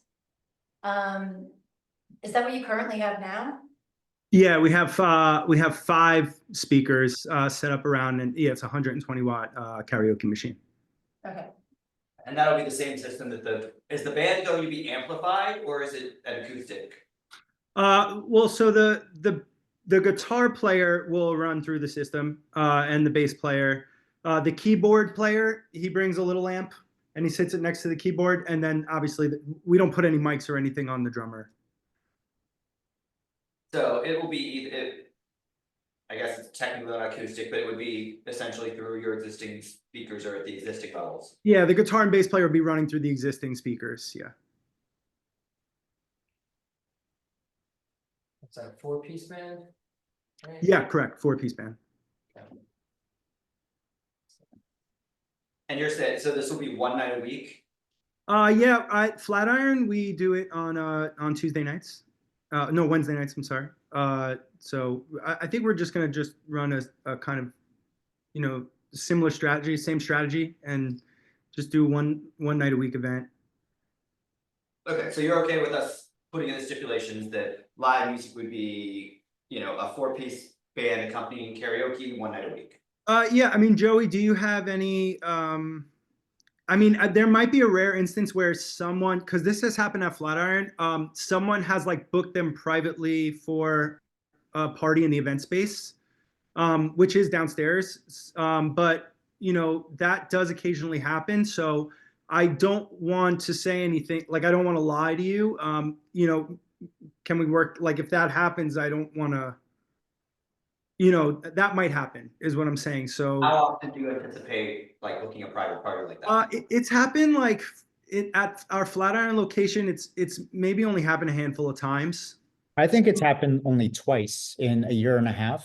Yeah. And so just to be safe, we might say something like, I mean, if you're okay, if the board is okay with making this stipulation that it'll be a maximum of 6 times per month, with the understanding that some months will like magically have 6 or 5 Wednesdays. So we might. What about if we say no more than 1 time per week, or for a private event, no more than 4 times per year, or I don't know what number, if that 6 times per year or something, is that? Yeah, I'm totally Something okay with putting a that way. stipulation on the. So we would say, on a regular basis, no more than 1 time per week, and then. Or for a private event, which would be, I don't know, if 6 times per year or 8, I don't know what number would be okay for you with that, is that? Let's say 6 to be comfortable, but I anticipate it being a lot less than that. Yeah. Okay, so you're okay with saying no more than 1 time per week, or at private events, no more than 6 times per year? Sure. Yeah. I would say, to be clear, additionally. But an addition, yes, so it'd be 1 time per week, and in addition for private events, no more than 6 times per year. Great. Makes sense, is that okay with everyone on the committee? Fine. Okay. Okay, anyone else in the committee have any other questions before we move to the vote? Okay, you want to go ahead and put the stipulations up?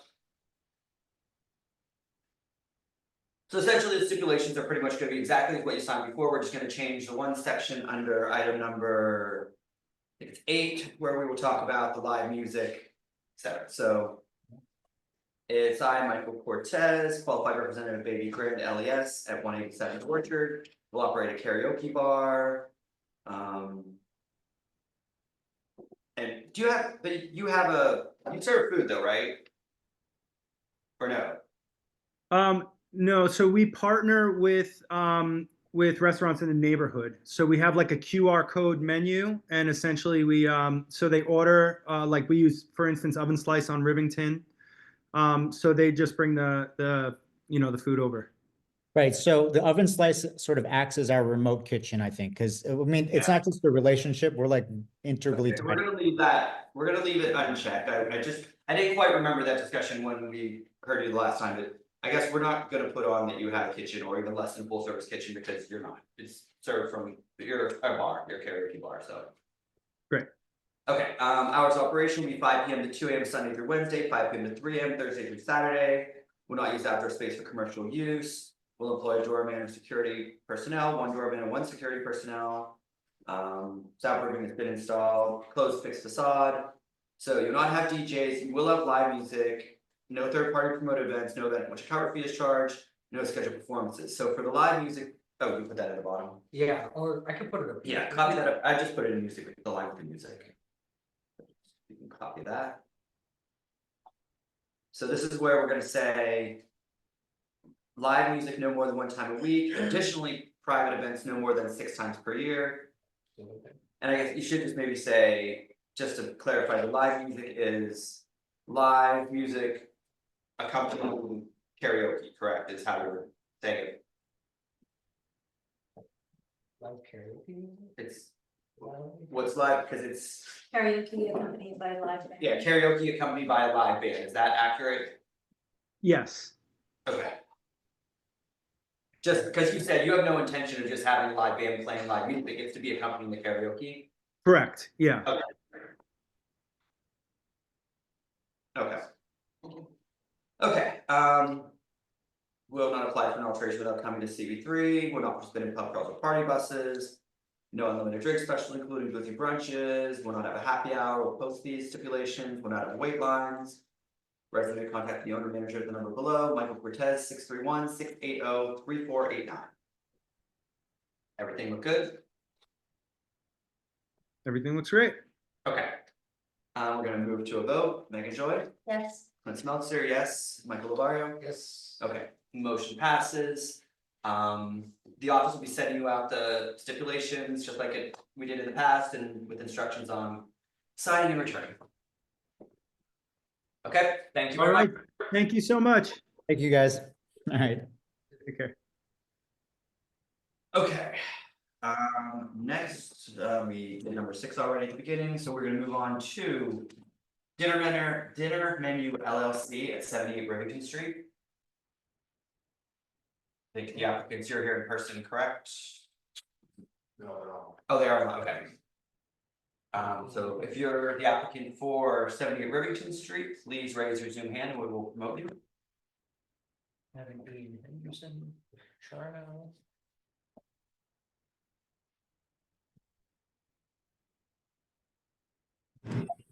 Hi guys, I'm Ian. You're Ian, are you the applicant, Ian? I am the applicant, Ian. Perfect, okay.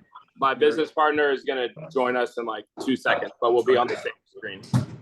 Okay, do you have an attorney or representative at all with you, or just? No, I think my attorney is actually at the meeting, so if there, ends up being a problem, maybe I'll call them in. No, I thought you said no. No. Yeah, they're presenting on their own. Okay. If it goes off the rails. Technically, he's off the clock though. Okay, so I'm gonna go ahead and give a quick summary and then I'll hand it over to you. So Dinner Menu LLC doing business, it's a pending DBA actually, is seeking a full premises license and the premises located at 78 Rivington Street. This is an application for an establishment of 150 people with 16 tables, 68 seats, 1 stand-up bar, full kitchen serving French Mediterranean food during all of operation. No TV, stream music played at background level. Will be amplified by 6 Sonos style speakers. There are 34 on-premises licenses within 500 feet. This applicant has previously been a license holder at Carmine Food LLC located at 34 Carmine Street.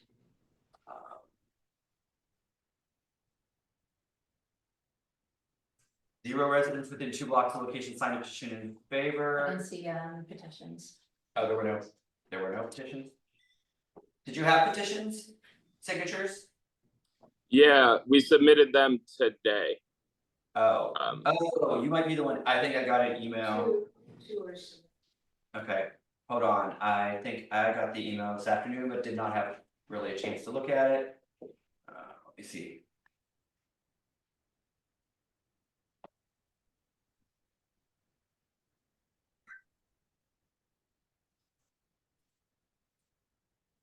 Do you have this, Susan? I thought I got it, I thought Ed sent them over.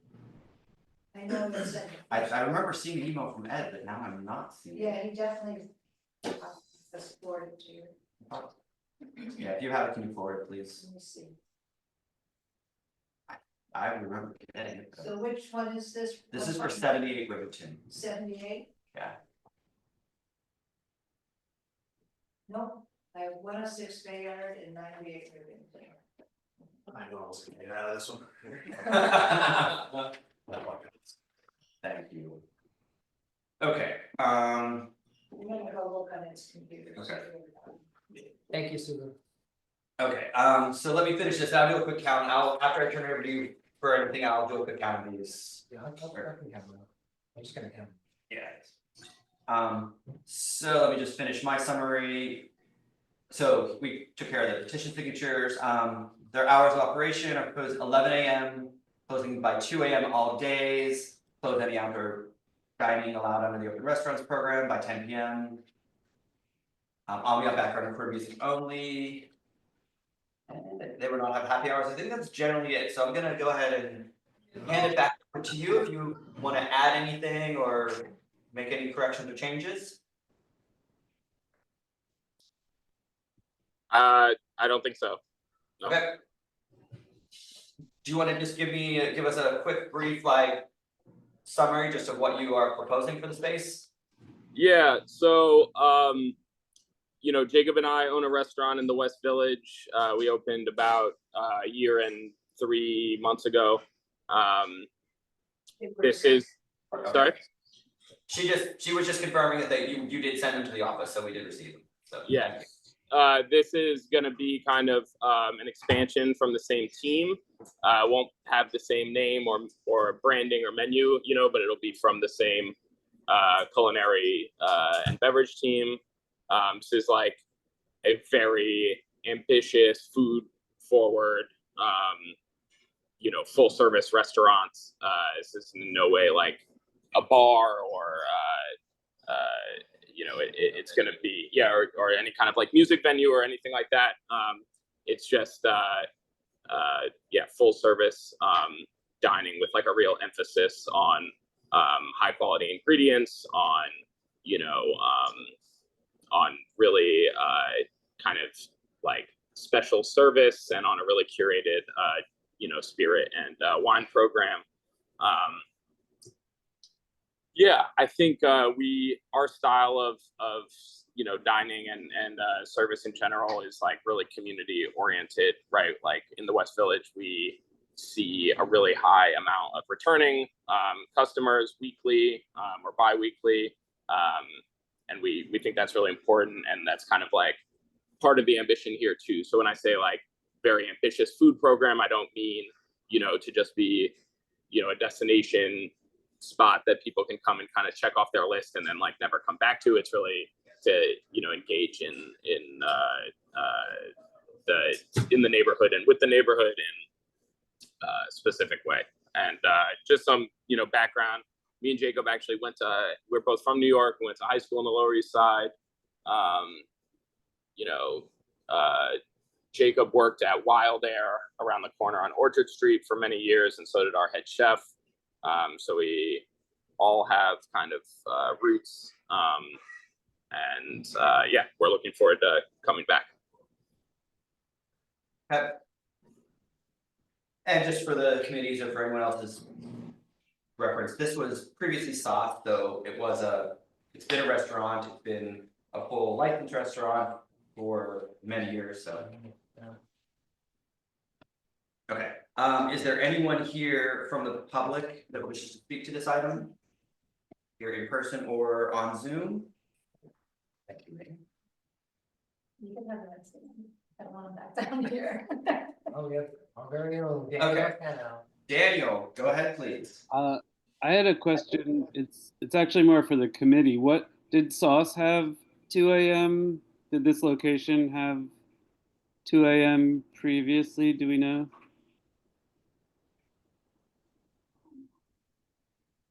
I was just thinking this and I didn't know the answer and I figured someone was gonna ask that. I didn't have this in the notes I have in front of me. Okay, I mean, this sounds like a legitimate restaurant, and I think it should be fine. And I think Sauce did. I just don't. I think they did know. too. I So, believe the attorneys actually say he thinks they had 4. Okay. When they're late night. They did, I remember them being late, but, we probably should have that, we should have this in here anyways. Okay. Hold on, I'm gonna grab the file. Talk with them about something. I'll be right back. My understanding is that Sauce had a 4 a.m. And I just want to clarify also, like, if we are open, it would be a phase thing for us to be open until 2 a.m. But the idea would be to serve a full menu, you know, and it would be at that time it would still be for dining, kind of in like a, you know, age-old, you know, New York City traditional way, right, of like eating late. Yeah, that makes sense to me. I mean, Sauce. The problem is when they had a corp change, the food quality went down, and I stopped going there. But I live right down the street from there. But this sounds fine by me.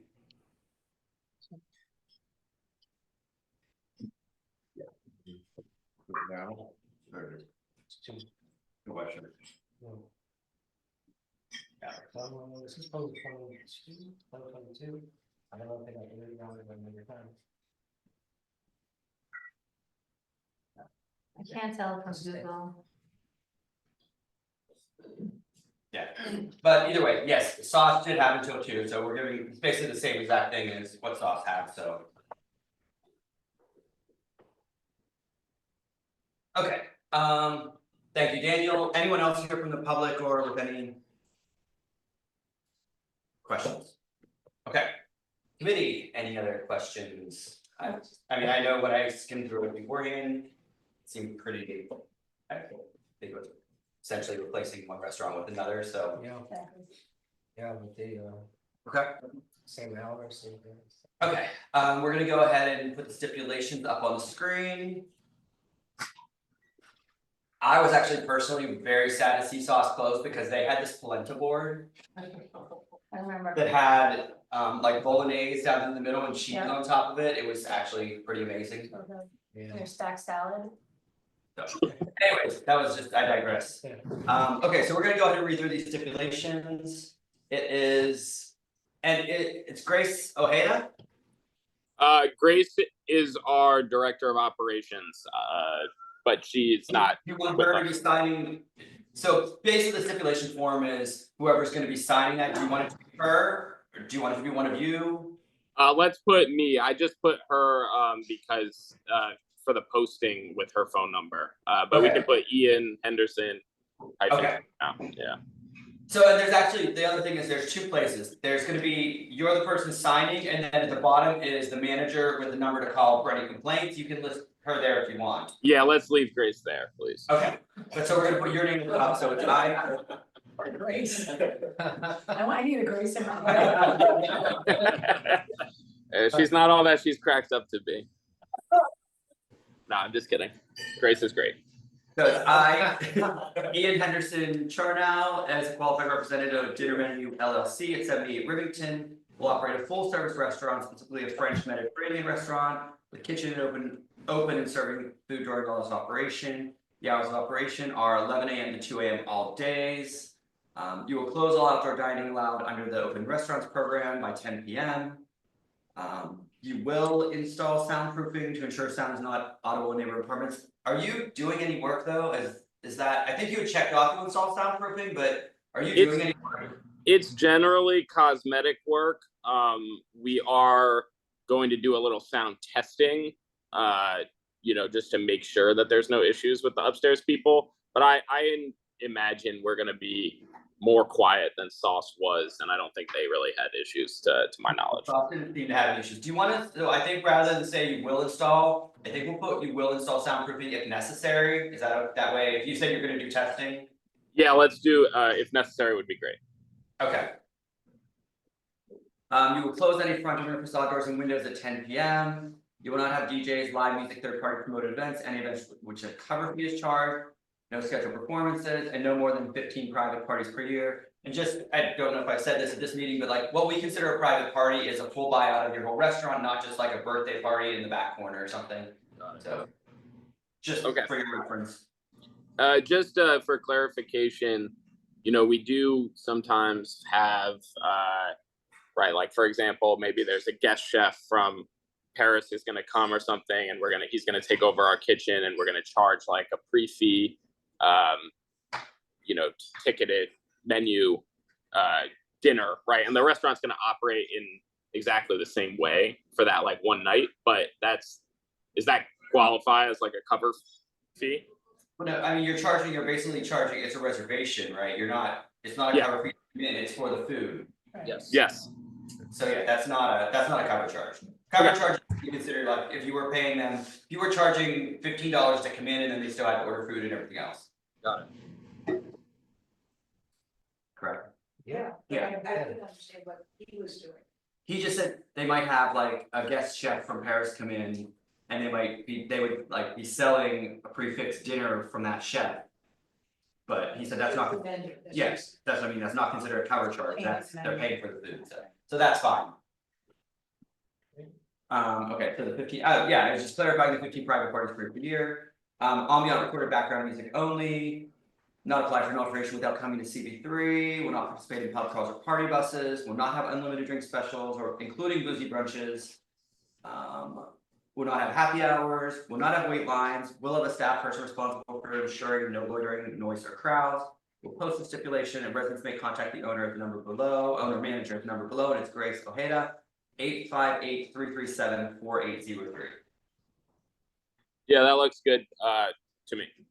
Okay, so we're gonna move to a committee vote. Mega Joy? Yes. Clint Smeltzer, yes. Michael LaGuardia? Yes. Okay.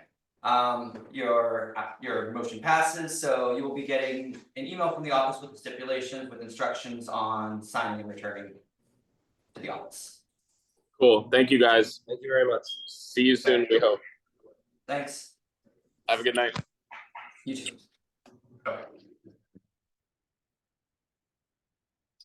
Now moving on to number 8, Corner Bistro at 94 Avenue A. Is the applicant here in person, or if you are on Zoom, please raise your Zoom hand. We got the attorney. We will get you promoted.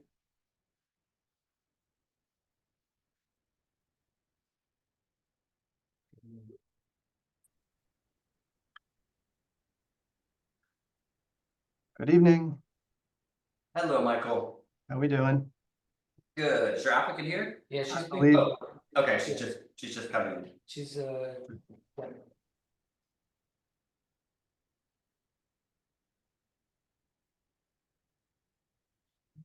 a panelist? She just needs to turn her video on. Okay, Elizabeth, I think you've been added in, so. Have to unmute. Okay. I Okay, think I unmuted myself. okay, there we go. We can hear you. Okay.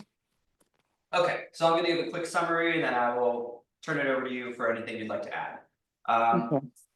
This is a corporation to be formed by Elizabeth McGrath, doing business as Corner Bistro, seeking a full on-premises license in the premises located at 94 Avenue A between 6th and 7th Street. It's an application for an establishment of 74 people, 17 tables and 50 seats. My camera's off. With one customer bar on the first floor. American Bistro cuisine served from a full kitchen, serving food during all hours of operation.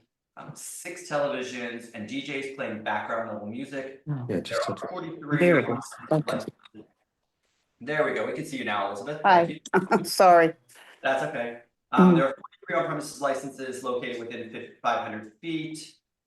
This space was previously licensed to a sports bar called Offside Tavern. Previous to that, it was August Laura, and for many years before that, it was Sidewalk Cafe. This applicant currently operates Corner Bistro in the West Village. Her family has been operating this business since 1961. She took over in 2015. There have been 9 commercial growing complaints with police action necessary at this location in the past 2 years. Yeah. We've received no support or opposition from anyone, any community members at this point. The other place. We have 23 residents who live within 2 blocks signed a petition in favor of the application, and they are proposing hours of opening no later than 11 a.m. and closing by 4 a.m. all days. Okay, so I'm gonna go ahead and hand it back over to you and let you give us a little quick summary of what you're proposing to do, and if you wanted to add or correct anything of what I just summarized. Thanks, Clint. Thanks very much. So Mike Palutis on behalf of the applicant. It is 2 a.m. where Elizabeth is right now, so please be Oh, patient. well, thank Yeah. you for joining me. Late hour. Yeah, she's tired. up late.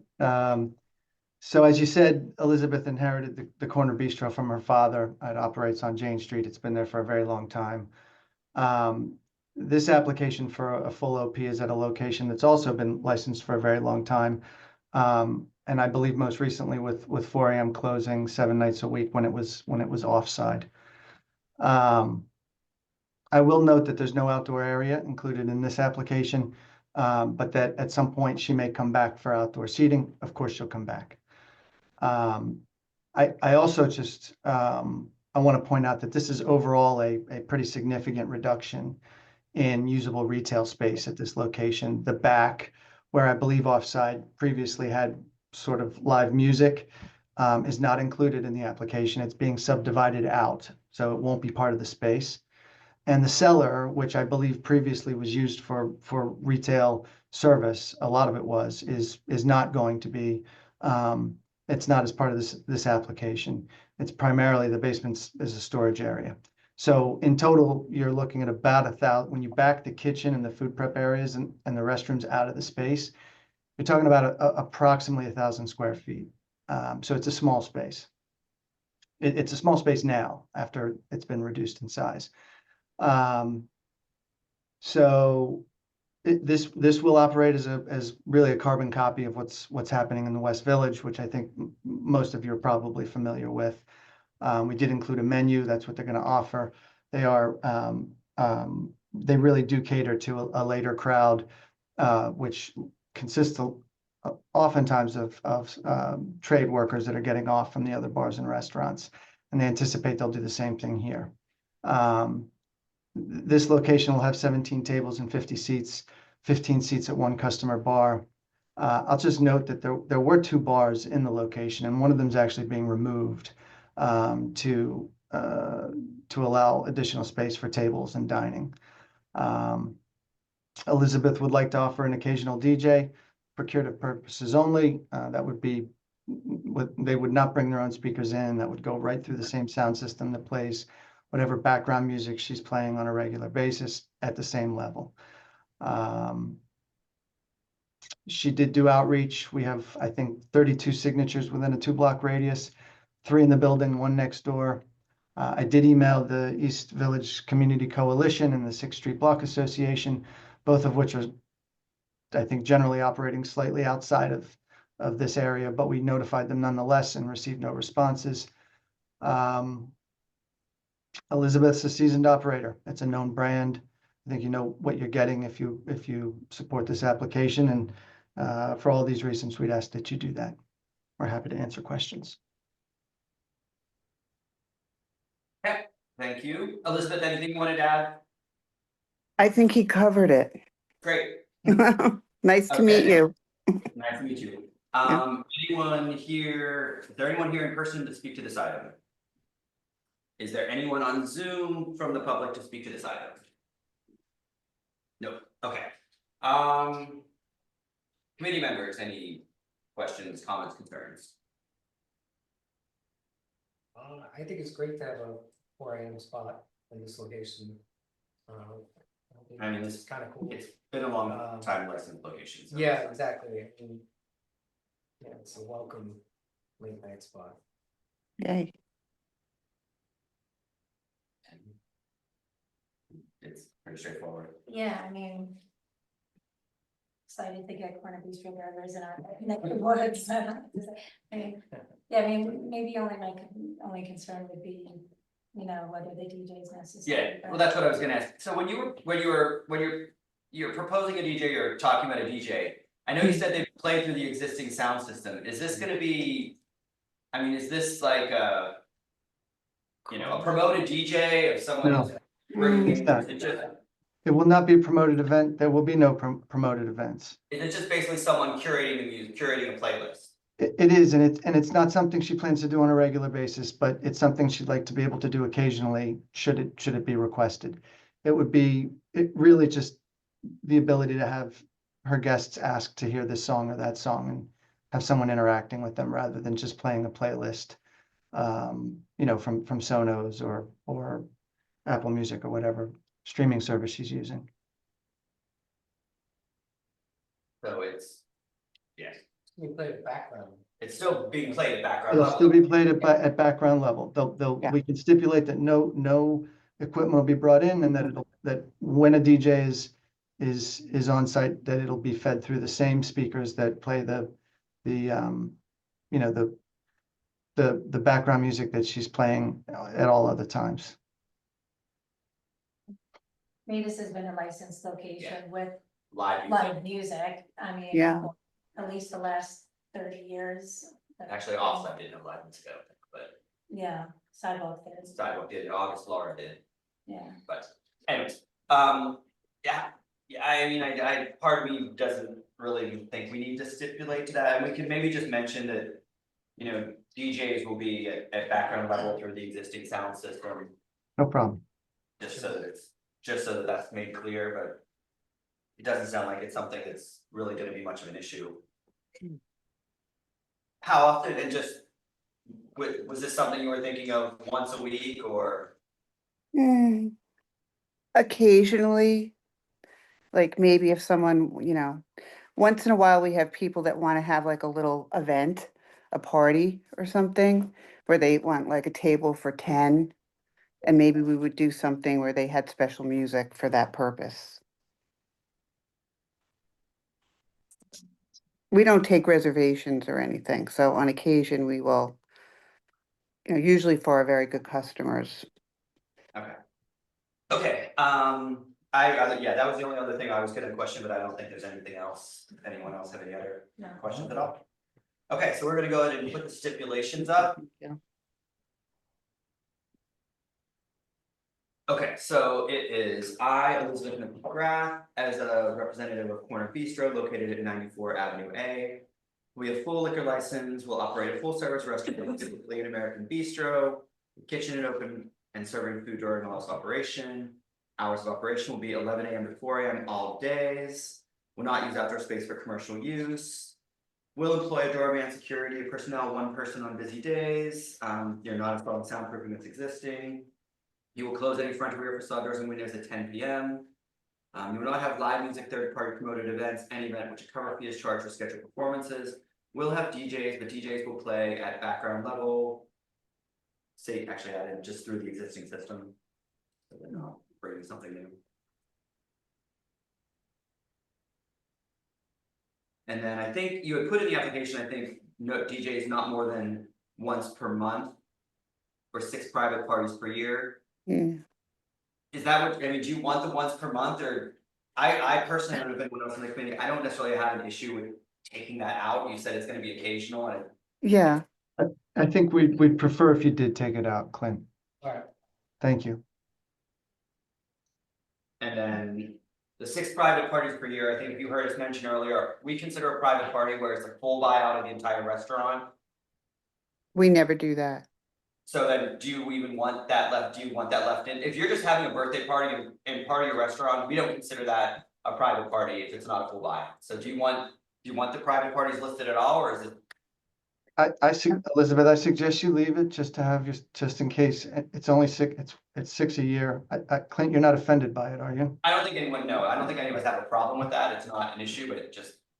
Okay, I mean, yeah, I would whatever you leave it. guys want to do. Yeah, I would leave it, Elizabeth. Okay, okay. And so DJs will play at background volume level through the existing system. It will be ambient background recorded music only. Will not apply for an alteration without coming to CB3. Will not participate in pub crawls or party buses. Will not have unlimited drink specials, including boozy brunches. You will have a happy hour that will end by 7 p.m. Will not have wait lines outside. We'll have a staff person responsible for ensuring no loitering, noise, or crowds outside. We'll post the stipulations by your license. Residents may contact the owner or manager number below. Elizabeth McGrath, and it's 516-319-0099. Correct. Two things quickly, Clint. Yeah. Can you add in at the top, just Corner Bistro East LLC? Oh, yeah. Oh, okay, thank you for that. And is number 9 inconsistent with number 8? No, because even with what you're proposing for a DJ, it's still ambient background recorded music, right? Okay. It's just a Okay. DJ. So I think that's fine. All right. Elizabeth, otherwise, does that look good to you? It looks great to me. Okay, Thank you. move to a vote. Megan Joy, Yes. Clint Smeltzer, yes. Michael Lavario? Yes. Okay. So motion passed. The Thank officer you. do out the stipulations with instructions on signing and returning. Thank you all for your time. Great. Thanks so much. Thank you very much. All right, toodle. Do you want something for this, Susan? No, Oh, for next one. okay. I'm gonna go home. Could you do 11 next, just in case there's any questions? And then I'll be, Yes. You're leaving? what? You're leaving? Yeah, Who's locking? I'm gonna unlock the lock and give it to you. Okay. Okay then. Okay, so we're going to go ahead and move to, that was number 8. We're gonna move to number 11, which is Time Out New York at 124 East 14th Street. Is the applicant here for? Seth Weinberg, I'm the attorney representative for the applicant. Virginia Rector is online. She could be promoted. We'll get her promoted right now. Yep. She would be joining as a panelist. She should be joining shortly. Okay, let me just, I'll give a quick summary here and then I'll hand it over to you.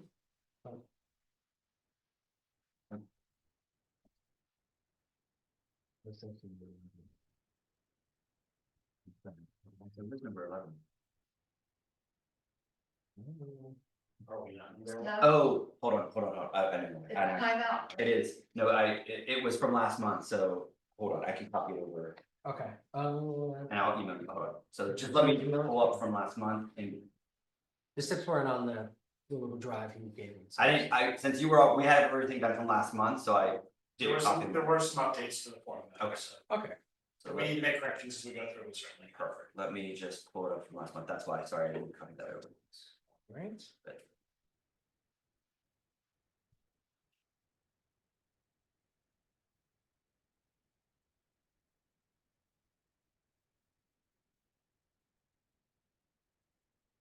Okay, so I'm gonna give a quick summary here and then I'll hand it over to you. Okay, Time Out New York LLC, doing business as Time Out Market Union Square, is seeking a full on-premises license for the premises located at 124 East 14th Street between 3rd and 4th Avenue. It's an application for a food market or food hall with 13 vendors and occupancy of 336 people, 62 tables and 219 seats, 1 bar and a stage for live events, serving food during all hours of operation.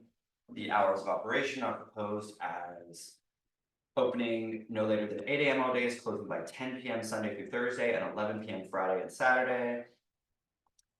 There are 12 full premises licenses within 500 feet. This location was previously Urban Space Union Square that had 13 vendors operated by Civic Hall. The applicant operates Time Out Market in Brooklyn, CB2, since 2018. There have been no 311 complaints at this location since it opened.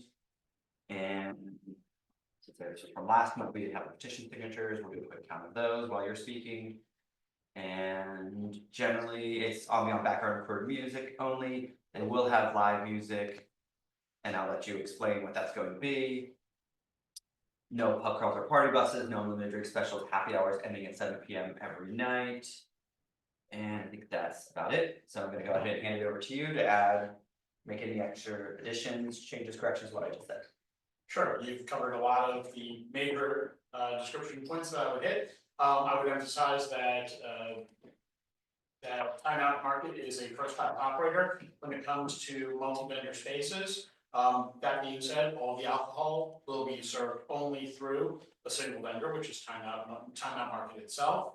Virginia Rector is with us, she's an experienced operator.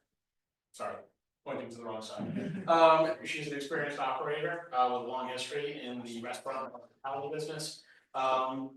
Who will be responsible for the location.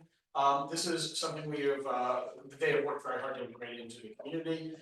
They searched, quite frankly, extensively for community groups to meet with. They ended up meeting with the Community Advisory Board with Zero Urban to look to discuss vendors as well as potential programming for the space.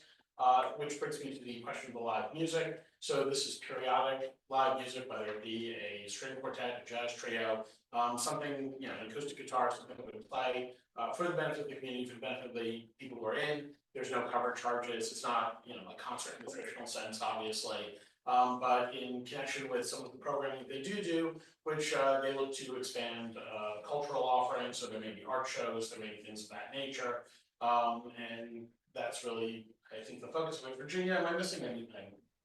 No, I would just add that Time Out really sees themselves as really making sure that we see the best of the city under one roof. So for us, that's food and beverage first, followed by community activations, cultural events, and really ingratiating ourselves as a third space in the community.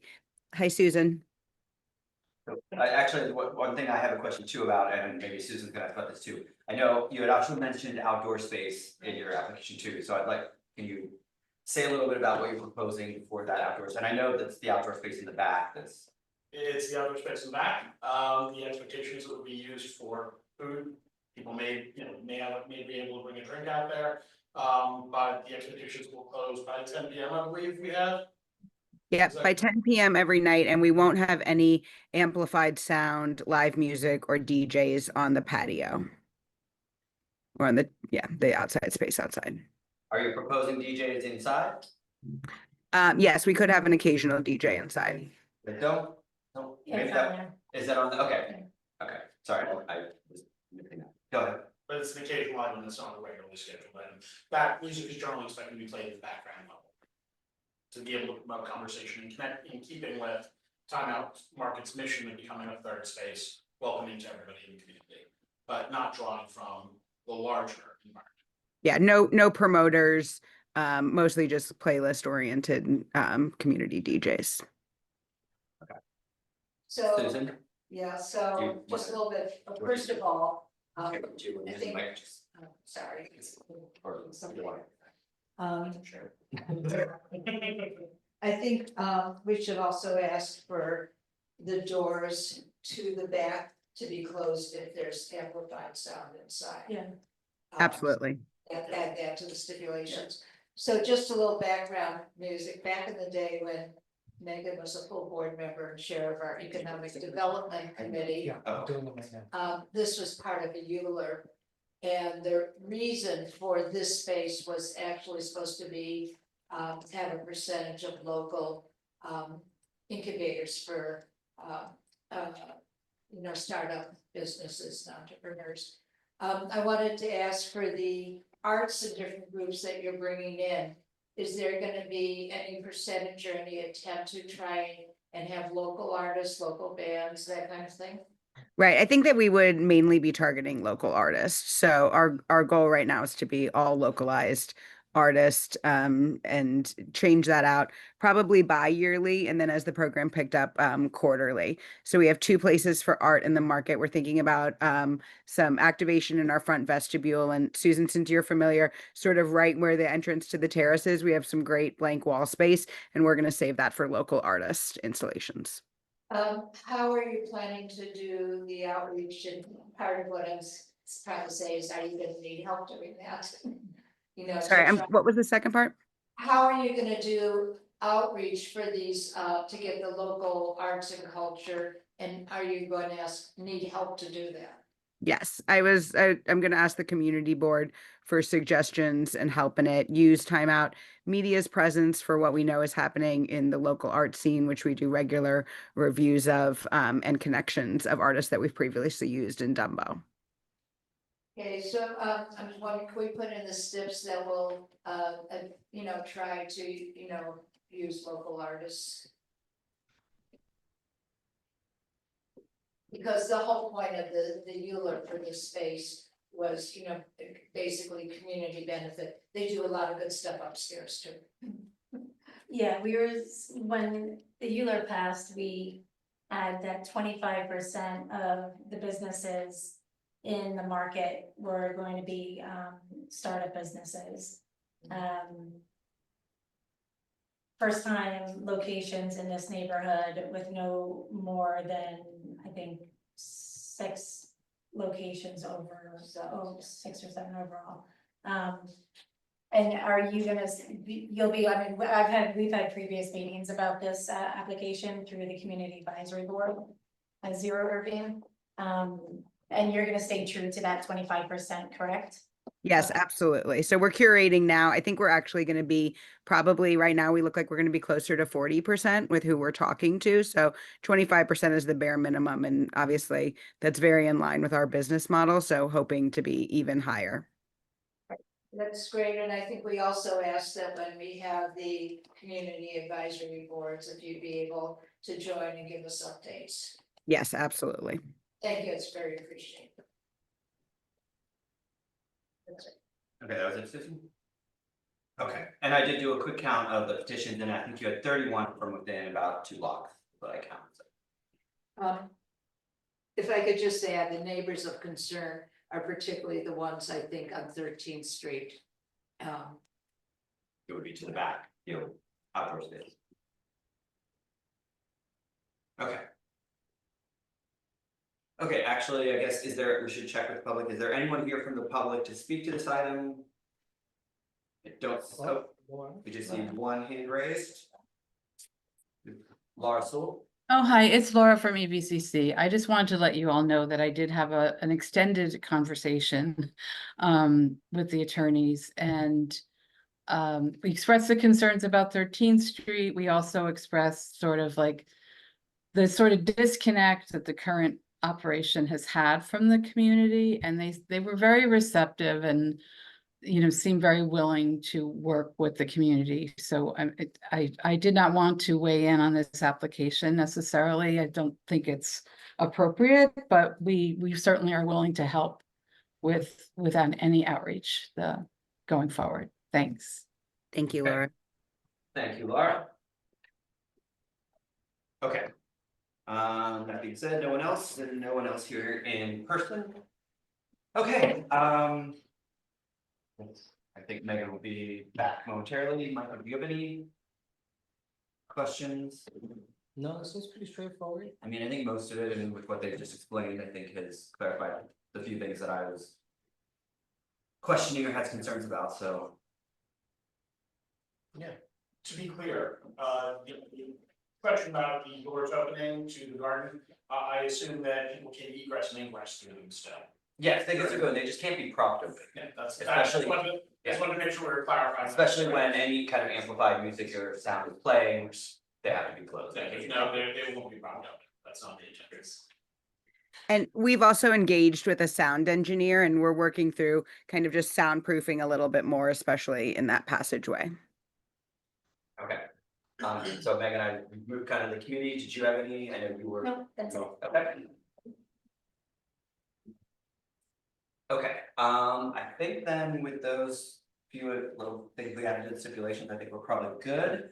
Probably want to get the language down in the local waters provision, but we can get. Okay, so we'll get that. You added the closing the door. Yeah, we'll add that in, you just clarify that, so we're gonna go ahead and put the stipulations up, and then we will move through those.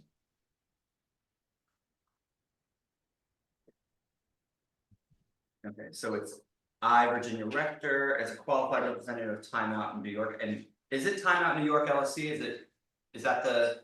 It's corporation? Timeout Market. Timeout Markets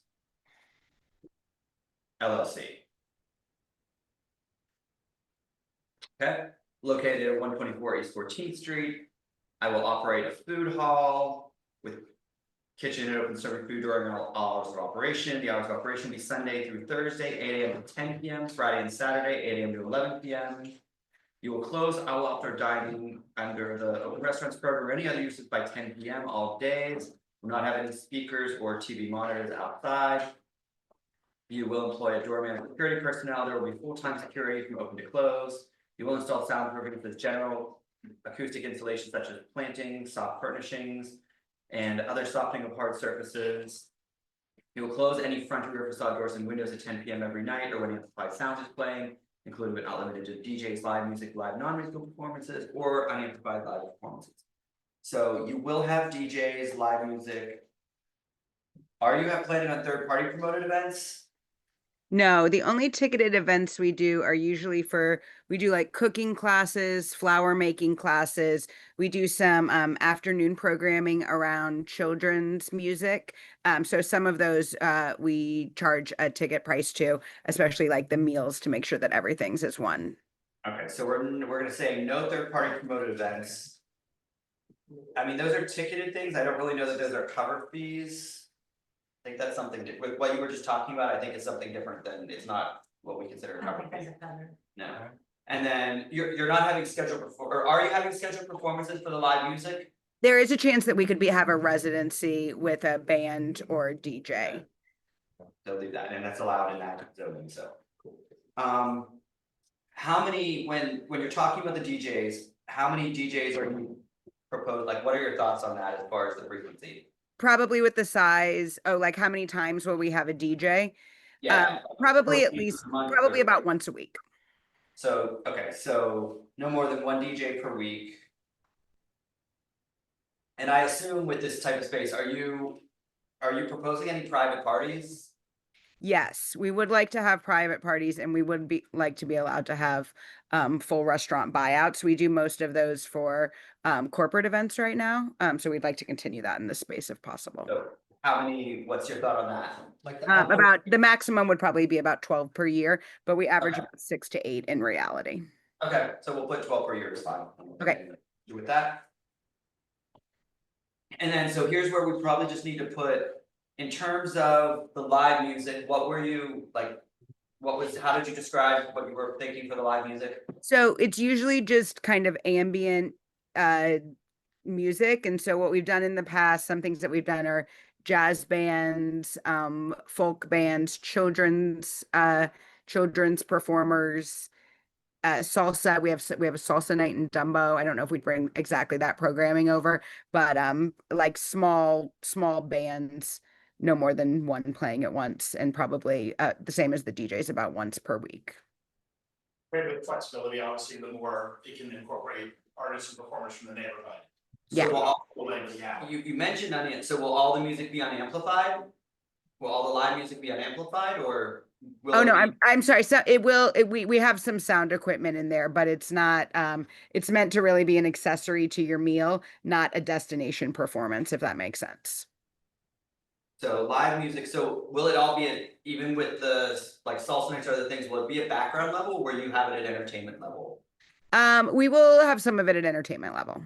Okay, so live music will be. But it feeds into our exact same sound system where we will have just some things in place to make sure that it's not too loud. I mean, and I think I don't want to say it's not a concern at all, but it's in a brand new space. It's probably, you said you're going to do additional sound testing and soundproofing possibly, but it's also Commercial. yeah, you have no residences above. Right. Or really even to the sides. I don't know that it's gonna affect the NYU dorms. I don't think, I mean, those are fairly new buildings. I don't think they're gonna hear anything, so. Yeah. I'm not as concerned about the noise from that, so. Yeah, I don't know, I think just a lot, the local musicians. I mean, I think we'll just. Cause otherwise the volume is. Yeah. Just entertainment and background. So I think we'll just say live music at background and entertainment level.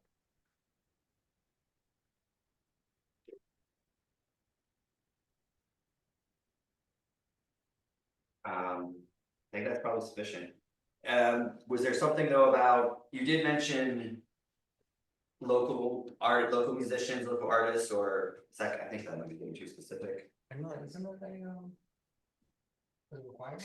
Maybe you can say that preference will be given to local Yeah, I artists. was just gonna say preference will be given to local Yeah. artists and musicians. Yeah, so put that, use that language.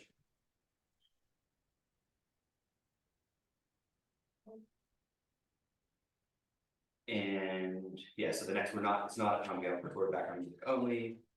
Okay, so you want to apply for an alteration without coming to CD3, you'll not seek a change in class to full on premises license without changing CD, or, sorry, you're already full on premises. You'll not participate in pub crawls or party buses, you will not have unlimited drink specials including boozy brunches. You will have a happy hour that will end by 7 p.m. You will not have wait lines, you will have a staff person responsible for ensuring no loitering, noise or crowds outside. We'll post a stipulation and resume contact the owner at the number below. We do also need to put, I think, in the last additional stipulation. Well, the door, I mean, that's covered up under close all doors and windows at 10 p.m. or anytime amplified sound is playing, or so that applies to the front or rear doors if you're courtyard space. What was the other thing Susan said? Wasn't there the local restaurants? Do we need to put that in stipulation, or is that covered in? It's in our lease.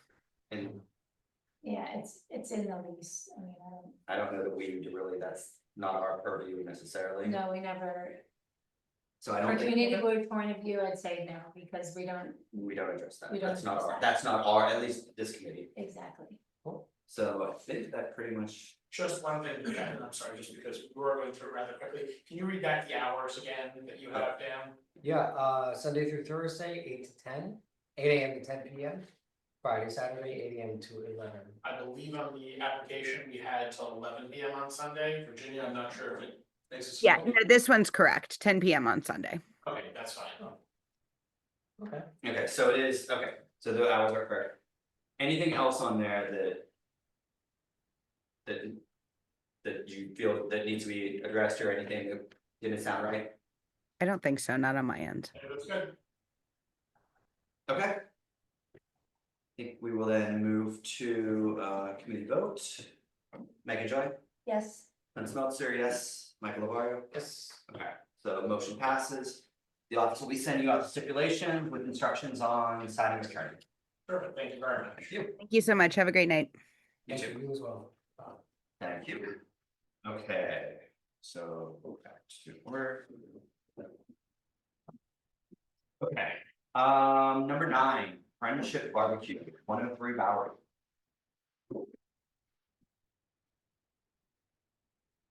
The applicants? The representative? Yeah, I'm the representative. Okay, so Friendship Foods 1 Incorporated is doing business as Yangnan NYC, so I can all that completely. Okay, is seeking an upgrade to a full on-premises liquor license in the premises located at 103 Bowery between Hester and Graham Street. An application for an establishment of 74 people, 18 tables, 70 seats, including a stand-up bar. No seats, full kitchen, and food prep area serving food during all its operation, no televisions. There are 4 on-premises licenses within 500 feet.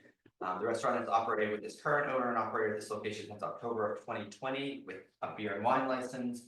18 residents who live within 2 blocks location signed a petition in favor of the application. Their hours of their current hours, which are not changing, are opening no later than 11:30 and closing by 12 a.m. all days. Not using the outdoor space for commercial use, closed with facade, no doors or windows. Play on meal for background music only. No pub crawls or party buses, no unlimited drink specials, and no happy hours. That is a general summary. Is there anything you would like to add or correct what I've just covered? That's everything same last times. So just for everyone, I think really everything is staying exactly the same, we're just upgrading to a full liquor license. Correct. And they have been operating since 2020 with no issues or no complaints. Okay, is there anyone here in person to speak to this item? Is there anyone on Zoom to speak to this item? Okay, committee members, any questions on this item? Looks like a real restaurant and it's Yeah. closing 12 a.m. 7 days a week. Nice so- restaurant, It's not, reasonable hours, nothing crazy, they've operated for 4 years to show that they've been no complaints, yeah. consistently operating. Yeah. Okay, guess we'll go ahead and put the stipulations up.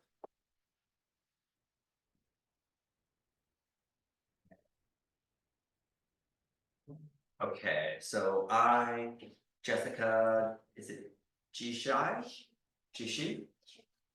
As a representative of Friendship Foods One Incorporated, located at 1 and 3 Bowery, will operate a full-service Chinese restaurant with kitchen and open and serving food during all its operation. Hours of operation will be 11:30 a.m. to 12 a.m. all days. Will not use outdoor space for commercial use. If you don't, it's a restaurant, you're gonna have a security doorman. It's already operating, so you don't need soundproofing. We'll have a closed fixed facade with open doors or windows. You will not have DJs, live music, third-party promote events, cover fees, or scheduled performances. Ambient background and core music only. Will not apply for alteration without coming to CB3. Will not participate in pub crawls or party buses. Will not have unlimited drink specials, including boozy brunches.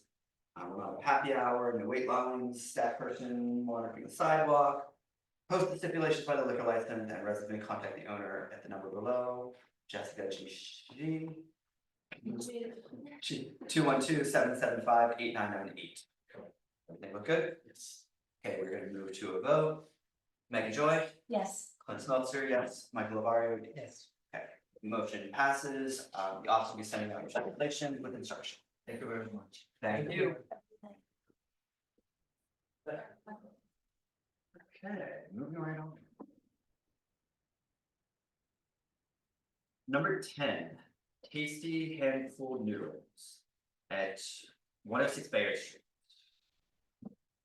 The applicant here for 106 Bayard is the applicant on Zoom for 106 Bayard. James. Okay. return.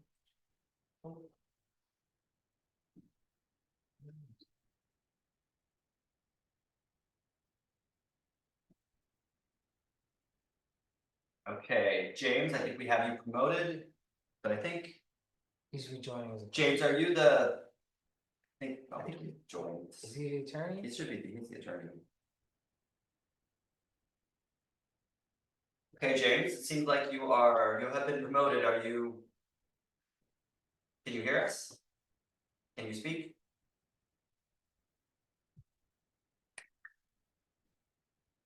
He can speak, he's unmuted.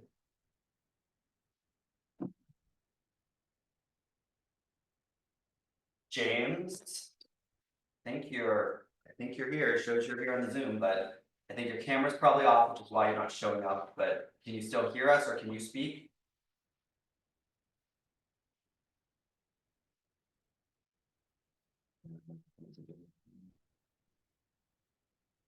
James, I'm not really sure what's going on, but if you can't speak or participate, we may have to move on. Want to come back to James or? This is 106 Bayard. Oh, there we go. Yeah, coming. Yes, okay. Okay, there we go. Now we have you. So is your applicant here though, James, or is it just you? Yes. Yeah, I think she's on that. Or maybe she's on the phone. You want me to call her? Hold on one second, we're gonna look this. Got her. Oh, okay, now she has her hand raised. We're gonna get her promoted as well. You find her or no? Yes, we did. She raised her Zoom hand, so we're good. Okay.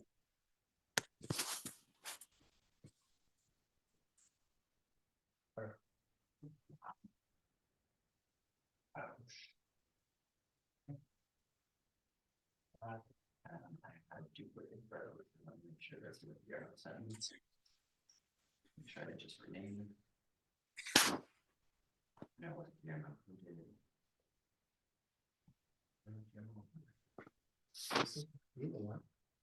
Steven. Now it's Steven. Give me just 1 second, James. Sorry, I just. Oh, no problem. Yeah, I'm with.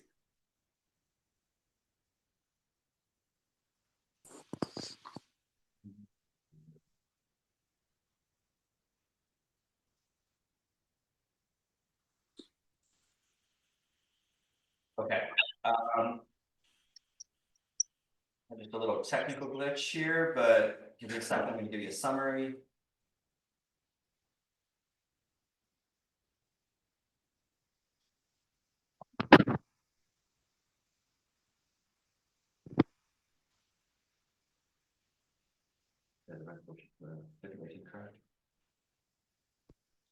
I can. Yes, I have it too. I'll do that. I can view,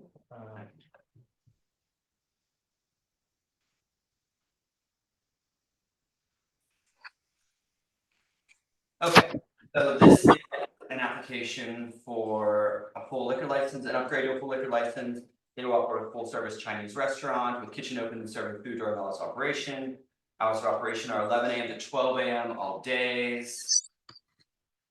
You'll close all outdoor dining by 10 p.m. You did check off you will have a doorman or security. Are you having a doorman or security for a noodle restaurant? No, Okay, so we're gonna uncheck that. Then I didn't think that really. And are you installing soundproofing? And you also had that box checked off, I think, on your questionnaire.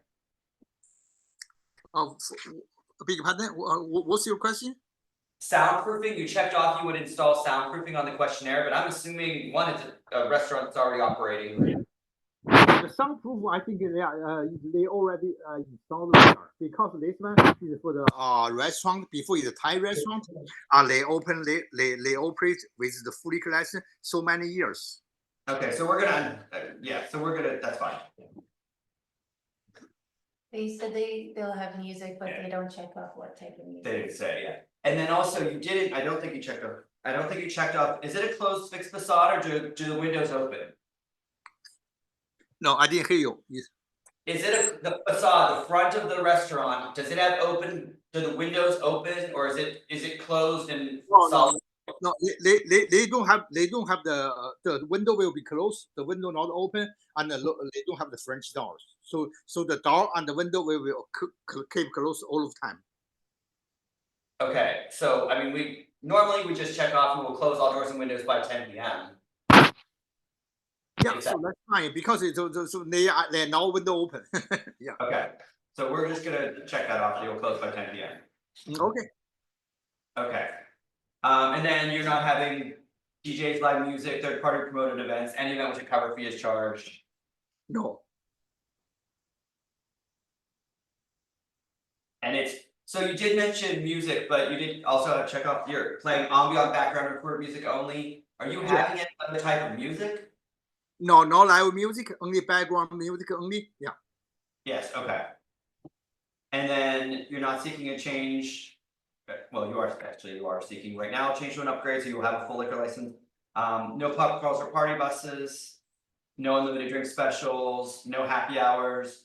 You will not have wait lines. We'll have a staff person responsible for ensuring no loitering, noise, or crowds outside. Yes.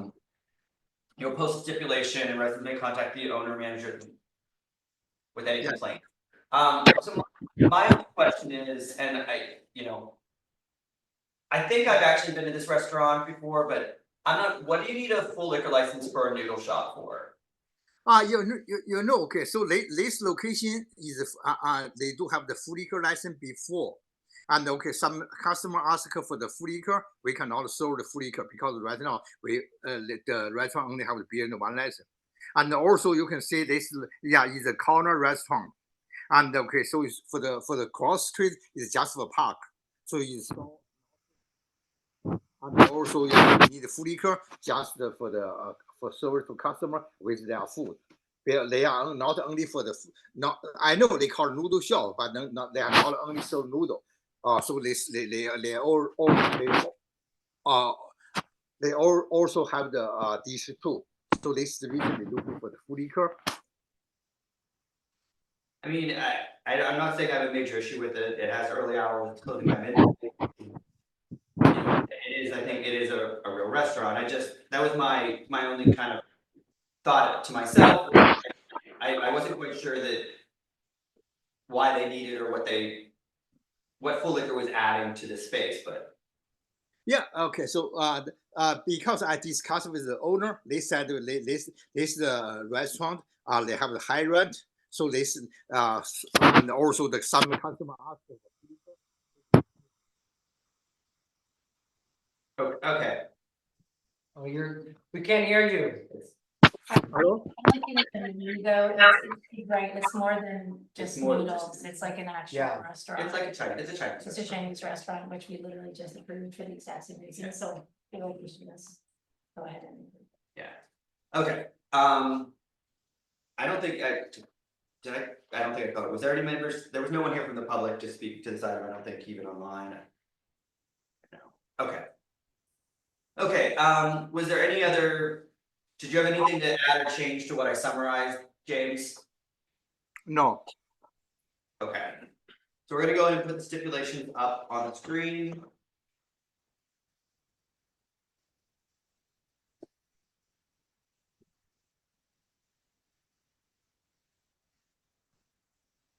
Okay, so it's I, and is it Lee D. Lu? Yeah, As a Hazel.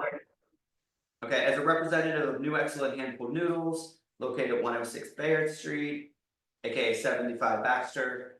It will be a full liquor license, will operate a full service restaurant, specifically a Chinese restaurant, with kitchen open serving food during all its operation. Hours of operation will be 11 AM to 12 AM, 7 days a week. We'll close all outdoor dining allowed under the open restaurants program by 10 PM. And not having security, sound proof existing. You will close any front and rear facade doors and windows at 10 PM or when any amplified sound is playing. You do not have DJs, live music, third-party promoted events, cover fees or charges, or schedule performances. We'll play ambient background for music only, will not apply for an alteration without coming to CV3. Will not participate in pub crawls or party buses, will not have unlimited drink specials, including boozy brunches. We'll not have a happy hour, we'll not have wait lines, we'll have wait staff responsible for ensuring no loitering noise or crowds. We'll post a stipulation beside the liquor license, and residents may contact the owner at the number below. Lee D. Lu at 646-595-9716. Does that look good? Yes, agreed. Okay, gonna move to a committee vote. Megan Joy, Yes. Clint Smeltzer, yes. Michael Lavario. Yes. Okay, motion passes. James, the office will be emailing you out the stipulations with the instructions on signing or return. Yes, I will. Thank you. Have a good night. Thank you. Okay, moving on. I think we're getting close. Next, we have number 12. Lysol NYC at 129 Rivington Street. The applicants. Pictures. It's about many pictures. Okay.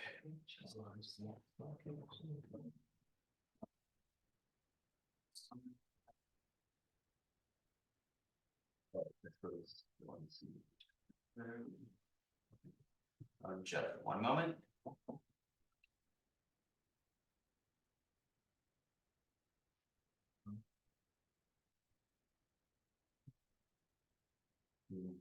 Kick out.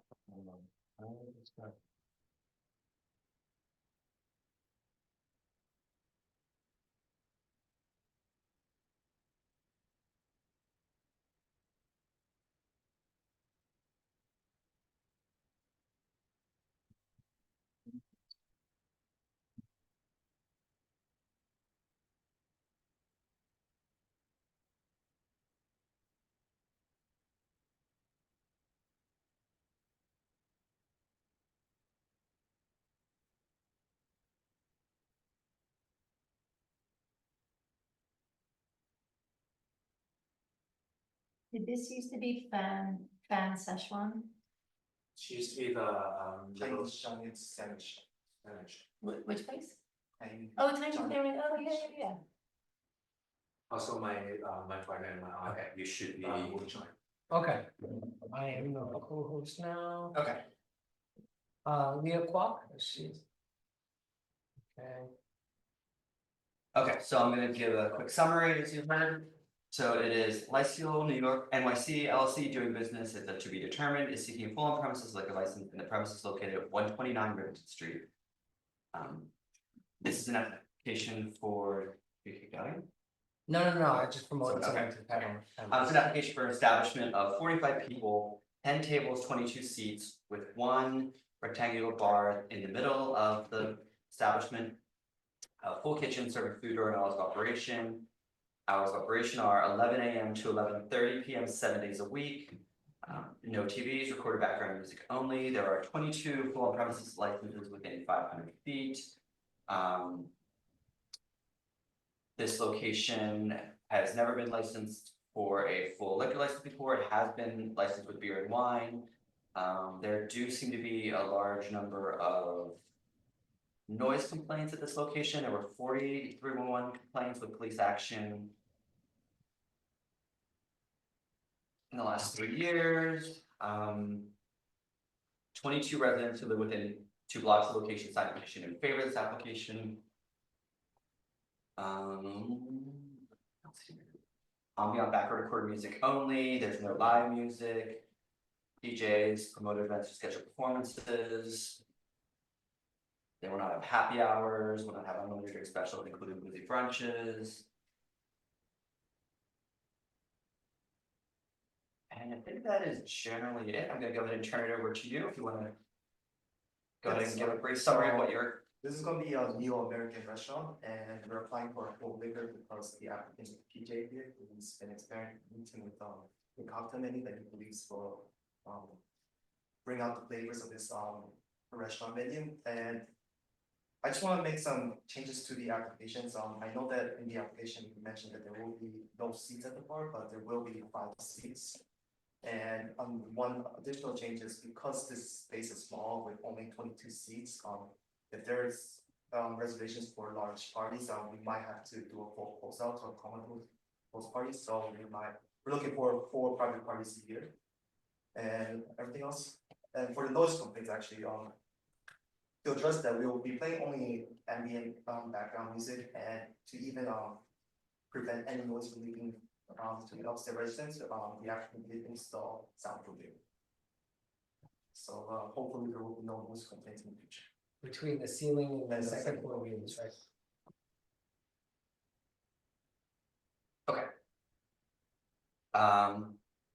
Let's go ahead and see if, is there anyone from the public here to speak to this item?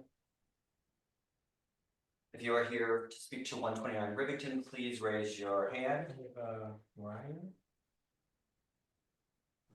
Okay, Briar. Yeah, hi, this is Briar Winters. I'm a resident of 157 Rivington. And I would just like to say that I really appreciate that the applicants took the time to meet with us as neighbors. And I think it's exciting that we'll have a restaurant in that space again. And so we do support that. However, I'm very concerned about the idea of a full OP license right off the bat. I mean, just because of the conditions that we're dealing with here. The space has never previously had an OP.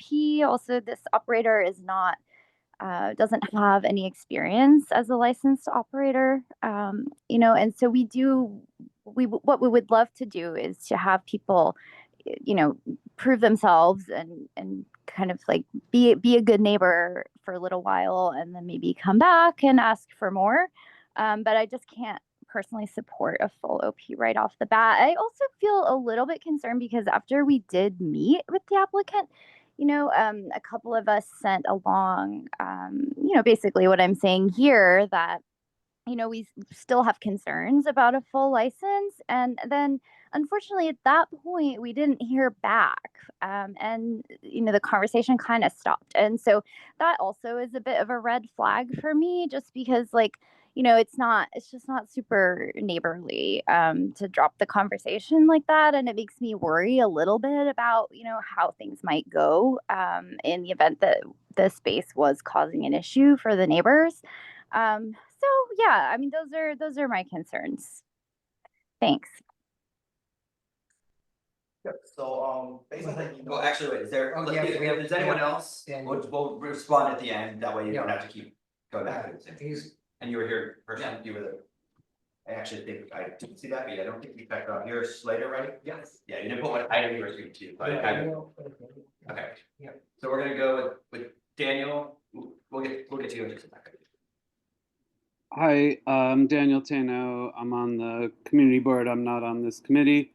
I live at 112 Rivington Street. I was a frequent eater and got beer at the former tenant, the former restaurant. It's been closed for a very long time, so it is good to see a restaurant opening in this space. I am mostly echoing what Breyer said, but there are a lot of full OP liquor licenses on this block across the street and on that very same block and around the corner. It is also close to the school. I know it's 300 feet instead of 200 feet from Marta Valle High School entrance on Norfolk Street, and the lack of having operating a business with a license of these applicants is of concern. So I echo that it would be good for them to start with the beer and wine license. Thanks. There, anyone else? Okay, so Slater? So good evening, thank you for the opportunity. I just really appreciate that, because I was on my way to the gym and I'm being more involved about what's happening in my neighborhood. I'm a resident of 97 Greenton, and then we're not just asking about like what was happening there, and then he took the time to explain about the idea and everything, and I've been like, I've seen how the neighborhood is being, improving. And I remember that a few years ago, all the complaints and everything about the whole place. And I feel like these type of places is gonna just take our neighborhood to just to a better like position, I guess. And I just feel that I have to bring this to the attention. I forgot his name, but the guy who was talking before, he was a year ago here with the same dream, with the same he wanted to open a restaurant and everything, and you gave him the opportunity. I know that maybe you don't have the experience about like just liquor license and everything, but we can believe, I mean, in his idea and everything, and that it's gonna be a good restaurant for the area. So I'm just here, to support, and I'm very grateful for the time that he took to explain not only to me, also to my neighbors about the opportunity, about the restaurant, and yeah, so just wanna make sure. Thank you. Okay, I do think there was one other person then that popped up here. Yep. Abby Cadabra Abby Cadabra. or something, oh, sorry. I guess it's California. Kind of opposing what Breyer and Michael said back there. I live at 151 Rivington, so I'm just like a block away from this new establishment. And PJ took the time to talk to us and kind of explain the whole dynamic of the bar. And I do know that there is a couple of bars on that block, but this one seems like it's going to be a much more quaint and classy place. And I have a lot of friends who live in this area, on Rivington and on Clinton Street, which are both very close to the bar. And I know everybody's very excited to have a new spot to go to. So I think it's an exciting thing, and I do support the full liquor license here. Thank you, Abby. Okay, I think that was the last on Zoom, and anyone else here in person? Okay, okay, so now if you want to go ahead and respond to So what going back to the email from LDS Tours, I think they made it pretty clear that they will not be supporting our full liquor license. And I did, as I mentioned earlier, this was PJ's dream to open the restaurant, and he already spent so much time on creating this inclusive menu and even a cocktail menu to supplement that. And to go back on restaurant wine, basically, gotta change, basically to show everything's been looking forward, basically the stream. And although he has no SLA, licensing history, he does have restaurant managing history, and this is not a bar, this is a restaurant closing at early hours. So my name is PJ, or Kitty Takaswaman Thai. I have my aunt as well, supporting me in the business, joining me as a partner. I lived here for almost 11 years, starting at high school in Connecticut, and then undergrad in Parsons, graduating in architecture or design. Since I can't find any work, so I want to invest in my area, my neighborhoods. I always have my passions on opening a cafe or cafe, restaurant, bar. So if I have to go back in Thailand, I would also follow my passions. Next with that, that's always my passion. I also have includes the chefs who participate in Top Chef Thailand. She's working with me right now and joining. I mean, not as a partner, but become like a head chef. And I'm pretty sure like I have good intentions with, even though I don't have much experience, I only have 1 year experience in serving in a Thai restaurant at Soother, on 13th Street. And then my aunt also have. Oh, were you at Soother? What server? You were a server. Yeah, just like gaining experience. Because Soother is not a good example. We have had a lot of Yes, problems with yeah, Soother. I understand that. So if you were gonna say you were a manager of Soother, I have a few questions for you about it. No. Yeah, I'm just but I also have my aunt who owned 3 restaurants in Atlanta, Georgia. So she's there to support me as always. And then I just wanna bring this like upscale of affordable food and price to the community. And yeah, I also live in 196 Orchard Street, so right across like Baby Grants. And like for myself, I lived there for 6 years already. My parents invest in like properties, and then I just wanna grow in the neighborhoods and improve the neighborhoods. Like going back like 5 years ago during COVID, I've seen like I walk around and there's like not much like environment, so I just wanna create like a good environment. So just believe in me, and Is your aunt based in New York or in Atlanta? in Atlanta, but she's doing about like payrolls and like financing, and also my like guidance. Yeah, I mean, the one who guides me. I am a little bit concerned that you've never run a bar or restaurant before, or even managed one, and to get a full liquor license in an area that's very problematic for neighbors. That does concern me. I do recognize that it is restaurant hours, but this is like a real hot spot, as you know, you live in the neighborhood.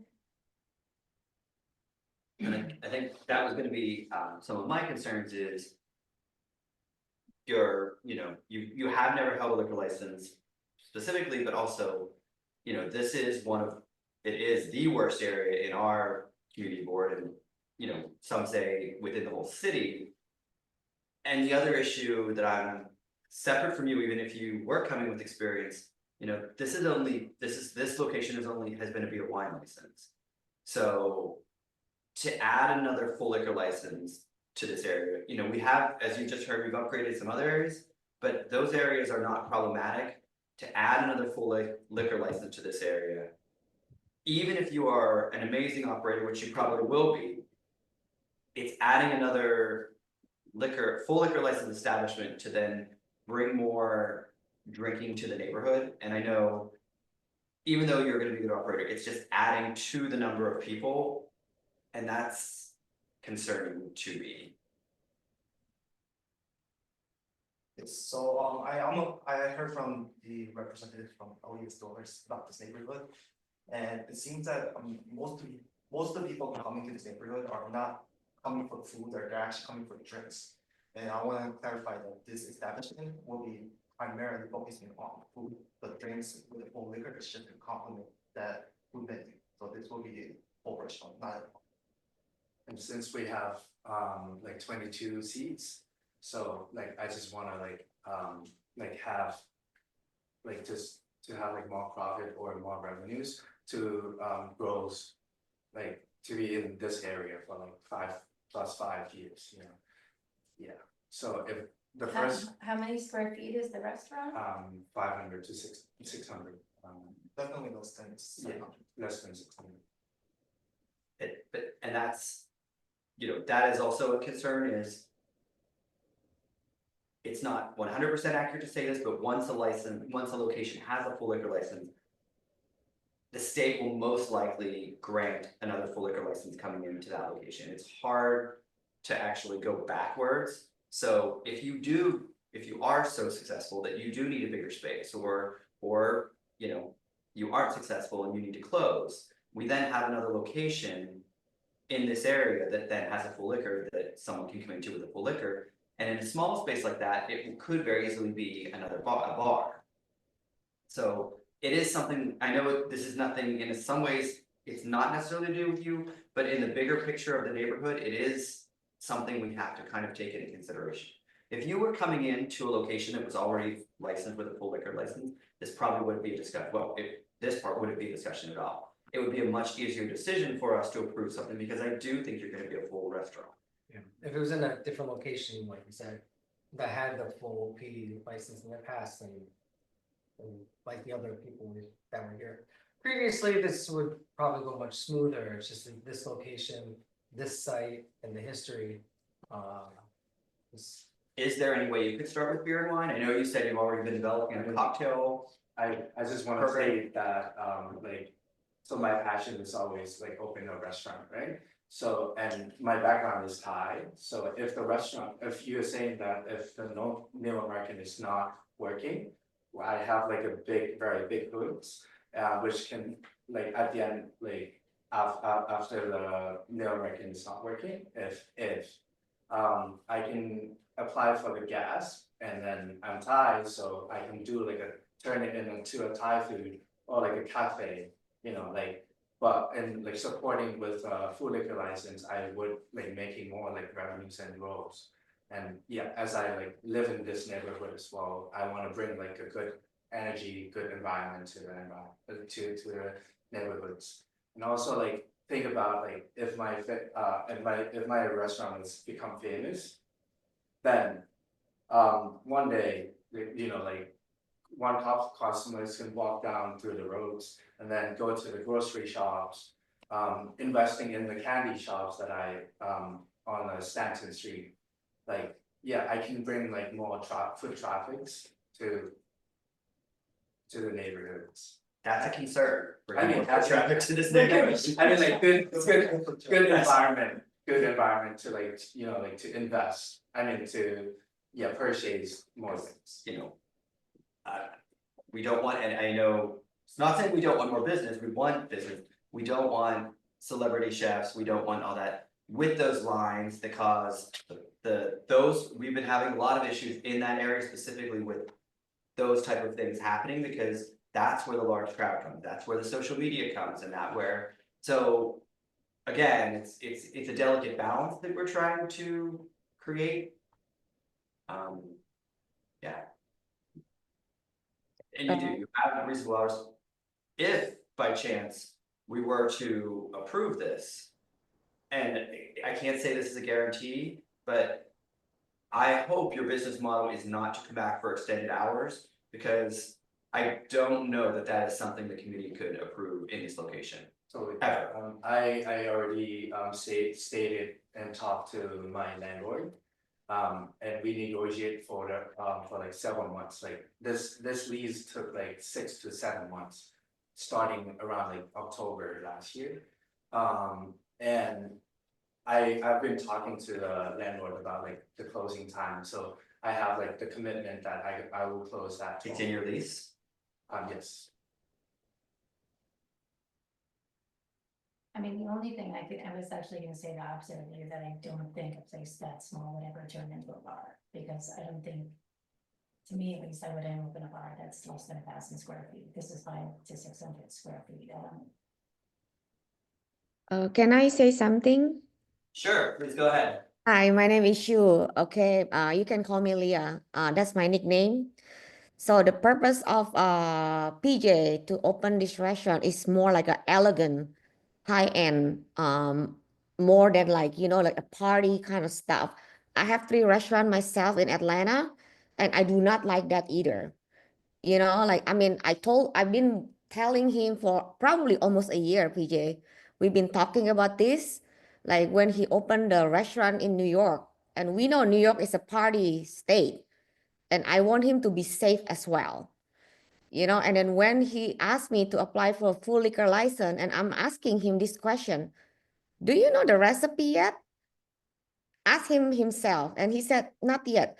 Okay, so it means that if you want to open the restaurant with your food, which is the new American style, which is the high end with the decoration and everything is good, everybody gonna want to pair the food with the drinks. That is the whole purpose of us to open the liquor license. I mean, I'm excited to support him. That's why I myself put my 10% in believing in him, because he know his concept is not going to be like, I was asking him as well, is in the area have a bar or club or anything? So the board will be like trusted that you are not like as big as them. You want to be like, okay, you want to be elegant, pairing your liquor recipe and make people come back with the neighbors. I think that's all the matters is. So I think at this point, they've been working very hard. I hope that, that all the neighbors like support him as well. Okay, thank you for that. I'm sorry, one last thing. So, we had like a little meeting, right? And, 2 girls from the group, asked PJ the same question about the liquor and everything, because we live in the area, because we know what's happening on the weekends and everything. And, the fact that he told us to, he sold the idea that the liquor was to complement the food. The restaurant is gonna be, according to, what he told us, the restaurant was gonna be focused on the food. But, I'm including myself, like when I go out and just having like a nice dinner, I like to have like a nice cocktail, to complement my food, my dinner. So I just have to just bring it to the table. We asked, and not me, the girls, asked them the same question, because we know what's happening on the weekends, trust me, I live in Clinton Street. And I know how it is, but the fact that they're gonna be focused on the food, is what about the idea. And what I told you at the very beginning, the fact that he's bringing this new concept, new idea to the area, it deserves like a chance, it's high end. It's not, it's no judgment on him or Yeah. his plan or It's like- whatever. We've been doing this for many years. And it's really what comes after that, because once you grant a liquor license in a space that doesn't have one, it's always gonna have a liquor license. So it may not be him and his restaurant, it's what comes after him and what comes after him. And it's just like, all of a sudden, the restaurant that comes after him, you get 1 more hour opening, they squeeze us for an extra hour, and the person after them, all of a sudden wants to add a DJ. 10 years later, you've got a place with a DJ, like, it's just, it's like, it becomes a slippery slope of what happens in the future, 10, 15 years from now. We're all residents of this neighborhood, and we've been on the board for, almost 20 years now, you're 15 at this point, probably, so it's not a judgment on him or his, You just picked one of the worst Project. locations. Most likely in our community board. yeah, it's not, Too I bad. believe this is gonna be a beautiful restaurant. Yeah. And I think it would actually complement. Teresa, I get it, I'm torn, guys. I am too. Completely understood though. Yeah. If this was on like A. Or even B, if or- this was on Rivington and it was an existing liquor license. Yeah. It still wouldn't be Down the a block. discussion. Yeah. It's so- just the fact that this is not a current, it had your wine, but it's not a full liquor license. Yeah, like a sandwich shop. If it, I don't know if it will ease their minds, but right now, from my understanding, I believe in as of October 2024, the governor actually released the restriction on the requirement having a 2-year liquor license for full liquors, temporary permits, meaning that technically any location can apply for a full liquor and they will be approved by the state as long as they're not. That's not true. They can apply. They can apply and the They temporary may not will be be approved. issued, from my understanding. As long as the even if it's under the No. 500 The foot. temp license, if it's a 500-foot hearing, they have to be approved at the 500-foot hearing to get their temp license. Right, And then they still have to go to the full board. yes. So that's still not a guarantee. We had a situation last week where someone was denied on Stanton Street. So, That's incorrect. but no, I mean, you're correct in the process. That's just not a guarantee they're gonna get their full license. I'm asking for your support. As I said, this is a very difficult decision because if you were, I do believe you that you are a full restaurant. I don't think you have any intention of moving a bar. I fully get that. It's just looking at the bigger picture of this neighborhood. It's tough. If you were to come into a location with full liquor, we wouldn't be having this discussion. That's the struggle. You made it very wide. But Oh, you're saying like like if they, if previously it had been had. previously full liquor, full OP license in an existing, or a business that had closed with a full license. We wouldn't have to be worrying about, there's already a full license there, and what we were just saying, it's much easier, the standard is a lot lower for approval of full license in an already licensed location. Yeah, but so for this space, like the standard is higher because of the, the saturation of the neighborhood. You would want to see an operator who's more experienced in the neighborhood, who has like many years' experience working in the city or holding a license. Something more of a track record that would make granting one more OP or a brand new OP a lot more palatable to the neighborhood and the community, and the residents. So it's just very tough, right? What do you think the SLA would do? I mean, last week, I didn't go up to fight, but they flat out shut down Frank. An attorney. Another attorney for an application on Stanton Street, and it was a beer and wine license, and the SLA denied it. Actually, they didn't deny it, they put our extremely restrictive stipulations on it, much to the shock of the attorney and applicant. Much to my shock as well, actually, that the SLA actually did support us. So, I don't know. If we deny you or don't approve you, you still have every right to go to the SLA and see where it goes. And I don't know that that's what we're gonna, I don't know that I'm ready to do that, it's a tough one.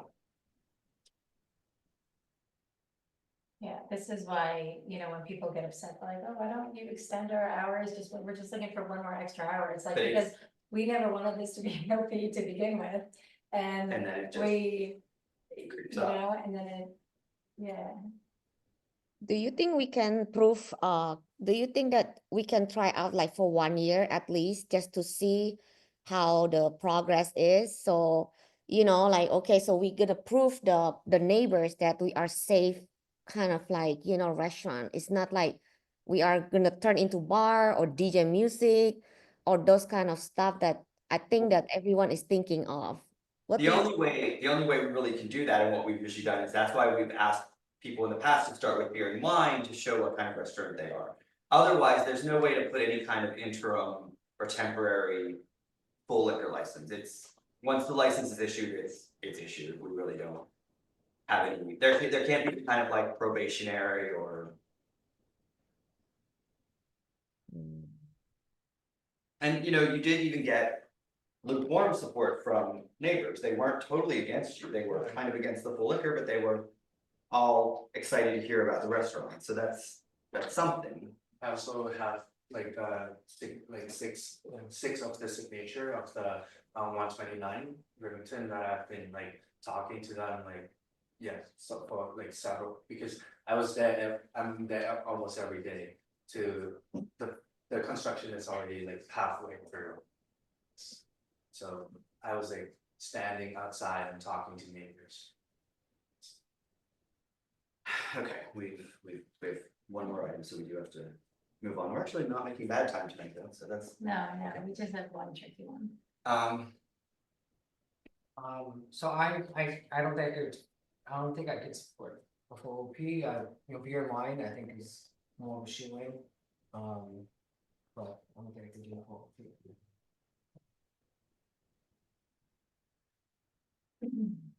Yeah, like I said, I can.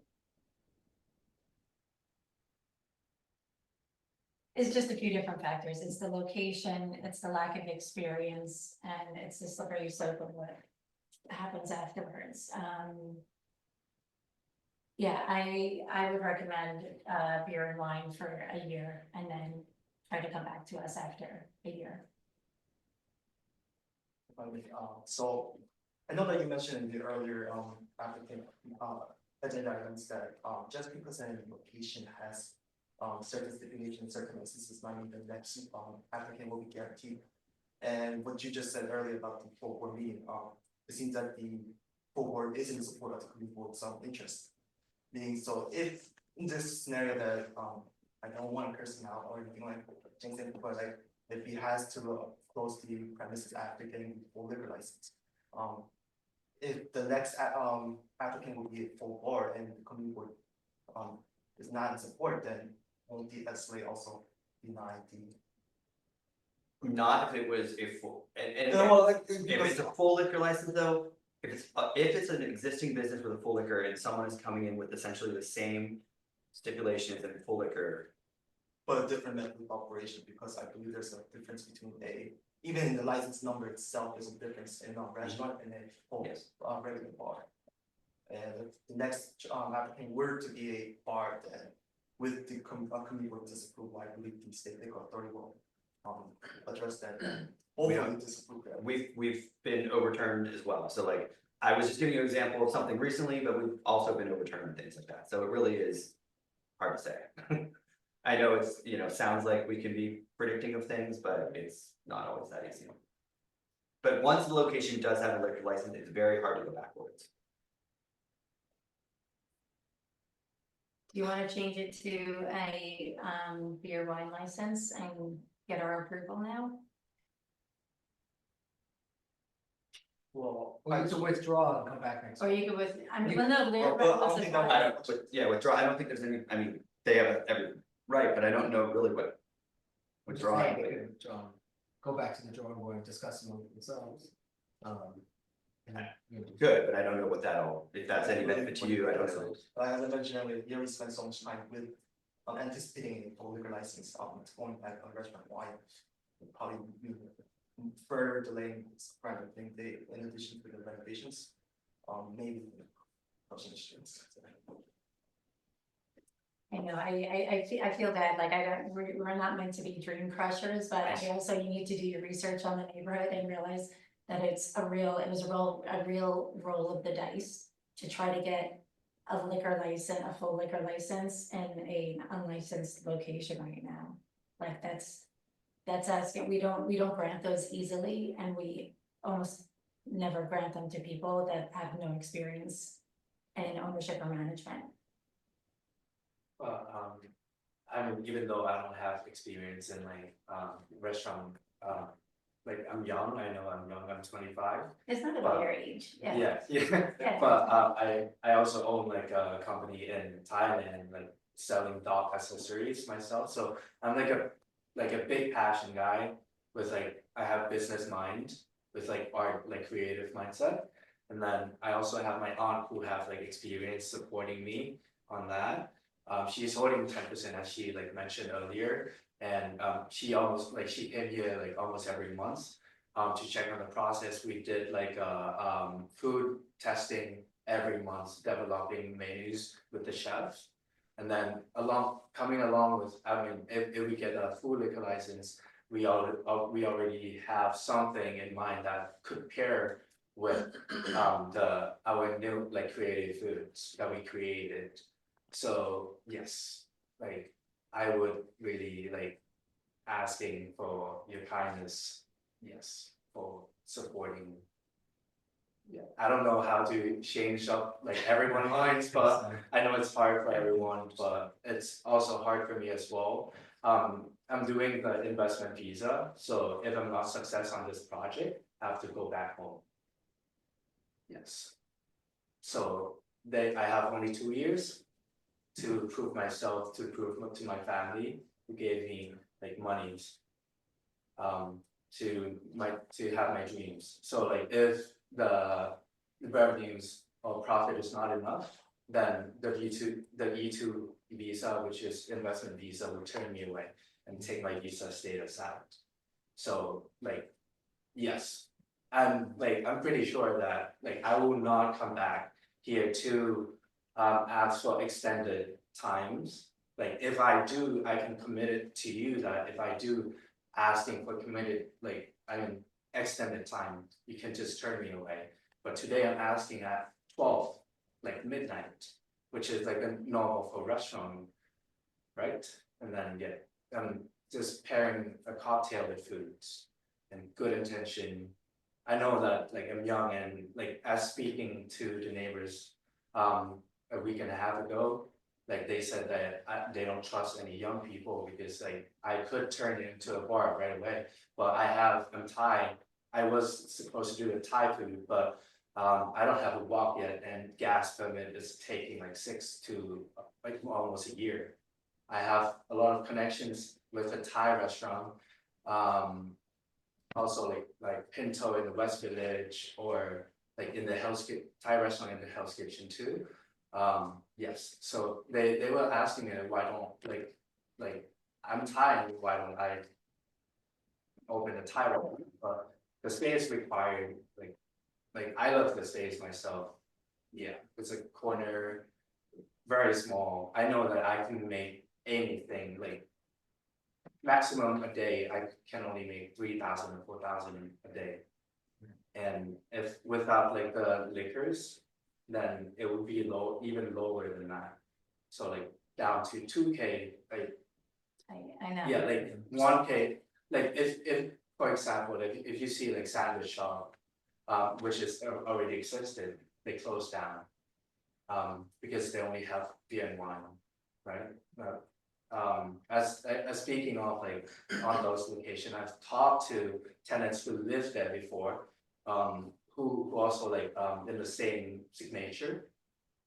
They say that like sandwich shop, like we miss sandwich shops. Then like on the menus, we also have sandwich that would like complementing with like giant sandwich shops. So good intention was asking for your kindness again. I guess our cocktails, signature cocktails as well, they are very mild. They're not like, okay, like for example, that our cocktail normally like 2 ounces of vodka, 2 ounces of tequila. We're gonna go down to 1.5 ounce, which is like gonna be like a very mild cocktails pairing with the food. I guess we are really, really serious about this project. I hope that the neighbors will help us out. Okay, thank you, everyone. It sounds like, I mean, I think Megan and Michael have already kind of, kind of shared where they stand, and I think I have to agree. It's not an easy decision, it's not, but I don't think I can in good conscience approve a full liquor for this location. So I think I would be comfortable approving beer and wine. I think everyone else kind of said the same thing. That can't be something we can require you to do. If you were to choose to change to beer and wine, I think that's something we could approve.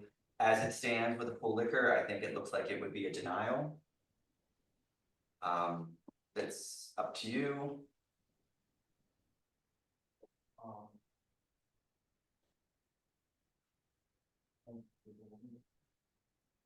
Yeah, do you have anything that you want to say? I think the board, I mean, I highly respected their decision. I think that at this point, okay, since they deny us, okay, I think we can do beer and wine for now. And we're gonna do creation of different thing for beer and wine, alcohol wise, which is like gonna be and proof them in a year. And we Yes. can go back and You see have the them. right, you have the right to come back for an upgrade. to a full liquor after you've, you know, proven yourself, that is, you have every right to that. There's no. It's not a guarantee, but, you know, once you've been operating and show that you really are a full restaurant, you have your business plan and you're successful, I think that would go a long way. I know it would go a long way for us on the committee, but also I think for the neighbors. Just because they've been burned many times, so they are more cautious than we are.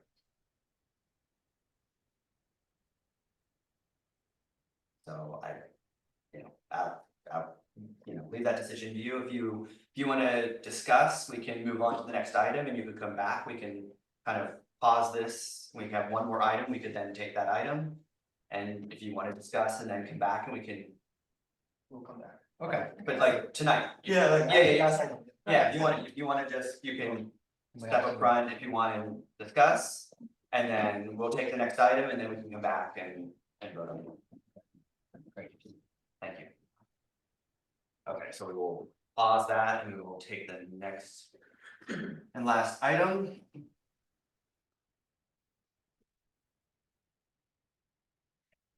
Which is item number 13, Crybaby Hospitality LLC at 153 Bowery.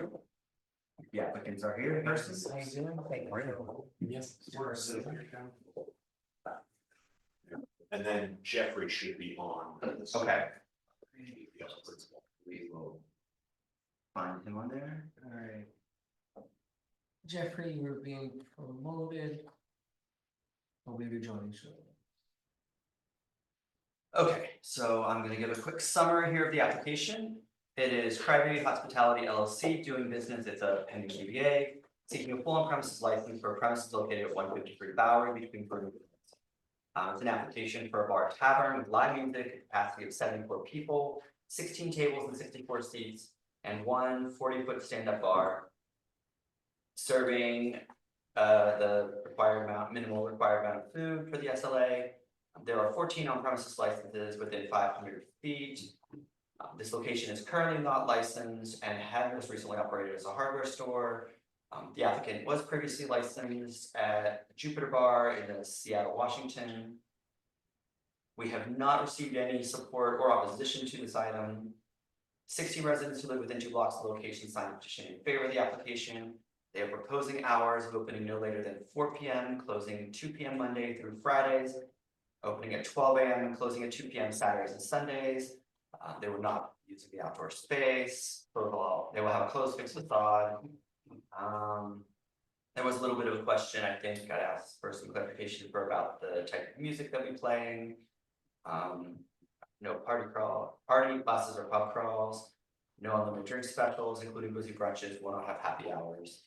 And I think at that, I'm gonna hand it over to them and actually let them give me a summary and explain a little bit maybe about your experience.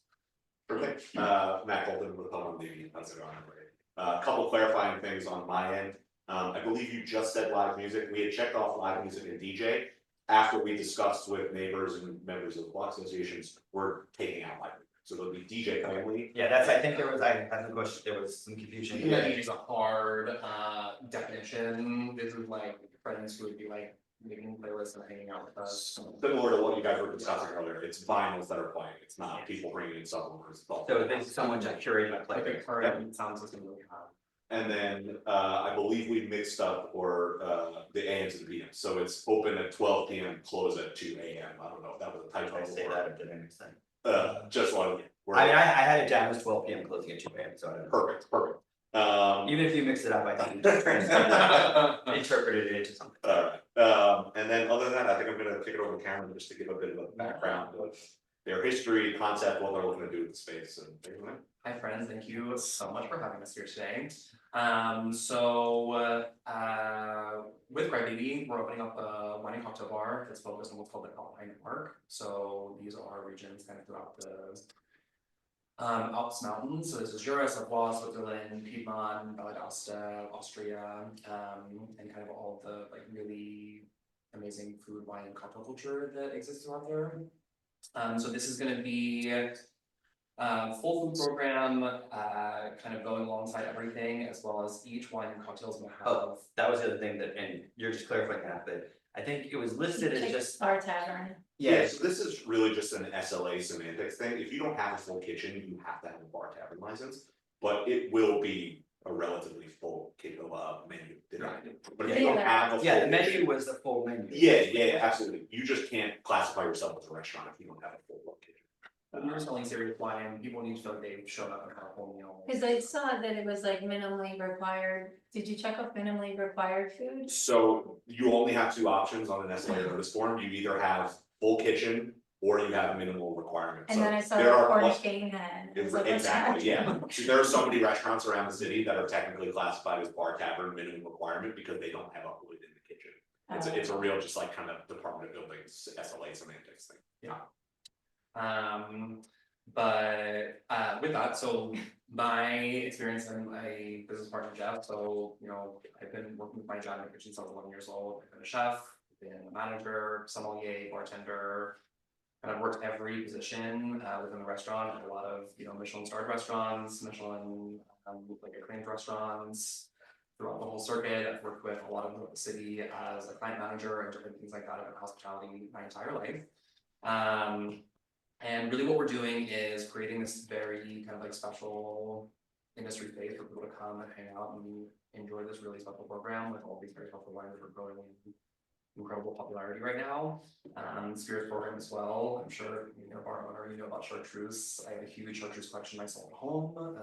We're really looking to kind of elevate these like very special, bespoke, small production spirits and different things that are kind of coming out of a lot of these regions. Jeff, my business partner, lives in the building, has lived there for years. We know all the residents in the building, we know all the residents around us. I'm TIP certified, which I never realized would be so important as going to an SLA meeting and saying I'm TIP certified. I guess that role acting really kind of came in clutch. We're gonna have full security every night with a door person outside who's gonna have a nice big smile and make sure that the street is nice and clean for us and all of our residents are super respectful. Not gonna have any outdoor, we have no open windows, we have no TVs, we're not expecting any blinds.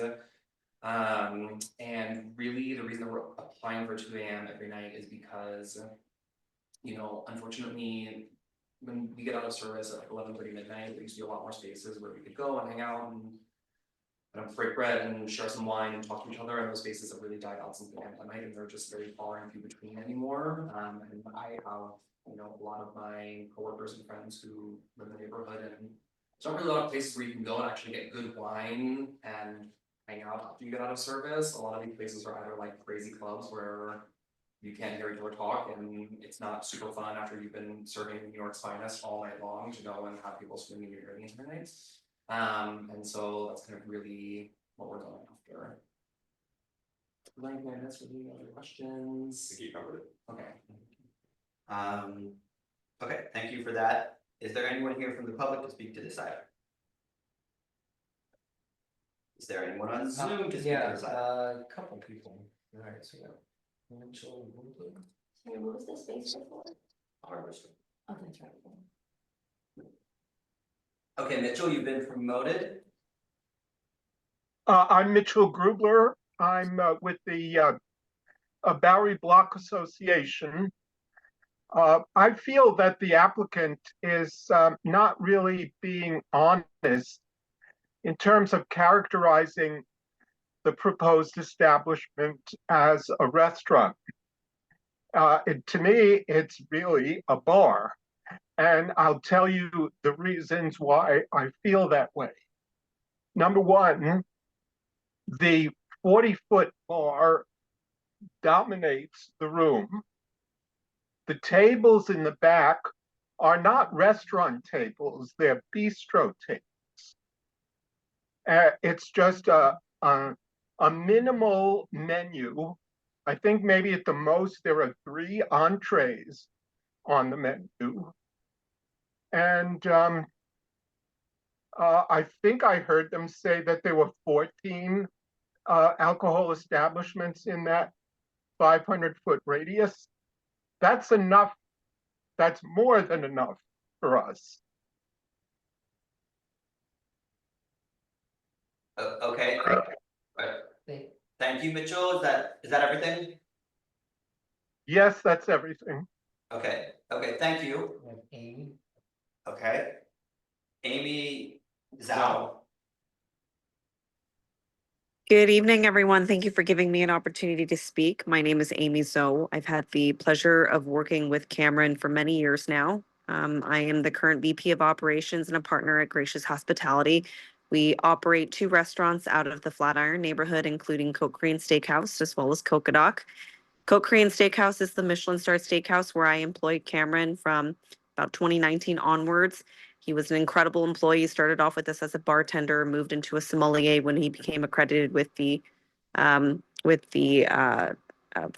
certified sommeliers, and later promoted him into a manager where he managed a wine program and over 60 front of house employees. Cameron is an incredibly dedicated employee. We never had any doubt over his ability to run that business as if it were his very own. When he left the business for a little while to pursue an even higher level of finer dining, we were extremely proud of him and eventually had to convince him to come back and work with us and do the opening of Cocodoc. So not only does he have experience doing, fast-paced and fine dining, he also experienced doing openings. And throughout this entire process, he has consulted not only myself, but his entire network of professionals in order to ensure that everything that he is doing is by the book, compliant, is going to do right by the community. And so I'll just finish by saying that, it is much appreciated to all of us that work in this industry that Cameron is really trying to create a space for other hospitality workers, the workers of New York who at one point were considered essential workers, a place for them to go and also enjoy themselves. So Cameron, thank you. And thank you, the community board, for giving him an opportunity to advocate for this new business. Okay, thank you, Amy. Anyone else here? Helen. Okay, Helen, go ahead and we promoted you, so go ahead and speak. Hi, good evening, everyone. My name is Helen Nguyen. I am the chef and owner of Saigon Social, Vietnamese restaurant located in the Lower East Side, as well as Vanda, also another Vietnamese restaurant located in the East Village. I am here today to support Cameron. I've met Cameron during the pandemic when he was working at Cote. And when he had moved on to Amman and then came back to Cocodoc, we kept in touch throughout the years, and he's helped us at a lot of community events. One of it is, like every week on Wednesday, we since March of 2020 have supplied meals and prep meals for the senior community homes and centers within, I'd say, like a half-mile radius. And on top of, just being a huge advocate for all of our community relief efforts, he has referred many of our staff and employees in front of house that we still employ up to today, and has been incredibly supportive in not only helping us train our staff, but also keeping in touch and following up to make sure that we have the resources that we need to continue on with the training programs that have helped us tremendously. Just because for me, I'm a kitchen person, I'm not a front of house person. So to be able to have that extension of support through other people in the community has been incredibly valuable for both of our businesses. And then on top of that, there are nights when I don't get off of work until about 11 p.m. and I myself, if I'm lucky enough, I'll be able to rush over to Cocodoc on my way home and be able to reach like that last call where I'm able to get, like a bucket of fried chicken or a glass of wine just to decompress. But then with that, I only have about 15 to 20 minutes, where I could really enjoy this meal and this cocktail or wine before I have to rush out because the establishment is closing. So when I learned that Cameron and his partners were trying to create something that will allow us industry folks and colleagues to be able to have a place where we can decompress, where we're not screaming and yelling across, a very loud bar or club, just to be able to have a nice, conversation, to be able to have a safe space to vent, to one another about, our long days of work. It made me very happy just because, let's just say if I don't, get off of work until like 11 or midnight, I know that at the very least, I will have at least, like a good hour or so to sit down and really enjoy like my post-shift meal or drink and be able to commiserate with either a fellow colleague or, perhaps Cameron if he's, behind the bar or hosting or, working the dining floor. So I really hope that that the community board sees it from an essential worker perspective, of allowing us to have a place that would be very comforting and very nice to decompress after work. Thank you, Helen. If you can go ahead and wrap it up now, please. Thank you. Thank you. Okay, anyone else here wish to speak? Okay. Just want to clarify, we have said this is a wine and cocktail bar that happens to have a full food program alongside, so. Right, all the signatures say bar, our initial numbers say bar, like this is a wine cocktail bar, it just has a larger menu than a wine bar typically would have. Well, We're not just serving sardines and olives, okay? How are you cooking this stuff without a hood? So you'd be shocked what you can do with an electric oven Are you using a Converge? so yeah, so Yeah. we're using electric oven, hot plates, and just like a very prep heavy menu that can be executed quite easily as people are ordering. There's also gonna be quite a large cheese program from Lieutenant Frank Conte, which is where a lot of these regions are located. I'm sure you've heard of Conte cheese and Gruyere and raclette and all of those. Do you have other speakers or can I ask? No, I think there was No, no. you're going. Yeah. I'm just curious why, I mean, I get sent dozens of bars every week that are for sale. Why not take over an existing location, licensed location? Why, So we have this partner Jeff, he lives in the building. He had a really good relationship with the former owner of the hardware store that was downstairs. And when the owner decided to downsize and go up to the second floor and kind of move all of his business up there, because from my understanding, it kind of turned more to an online business for him. Jeff saw the opportunity and bought the space, specifically because he lives in the building. right? How long? Yeah, I would love to jump in and reinforce that. In the spirit of trying to be a good neighbor here, it's 4 a.m. where I'm at right now. So I'm trying to be a little quiet. But yeah, I've lived in the neighborhood in the building since 2019, and it went up for sale approximately in about 2022. It just kind of sat there. There was really no action on it, and I really wanted to invest in the community. I really love being down here. That was probably the ultimate goal, was being able to have a little bit more control about what's coming into the neighborhood and doing it right and contributing in a positive manner. Is it a retail condo? Is that what you mean by? Yes, it's a mixed use retail condo. It's a retail condo, okay. Yeah. That's a important point to make, because I think it'll have an impact on SLA stuff.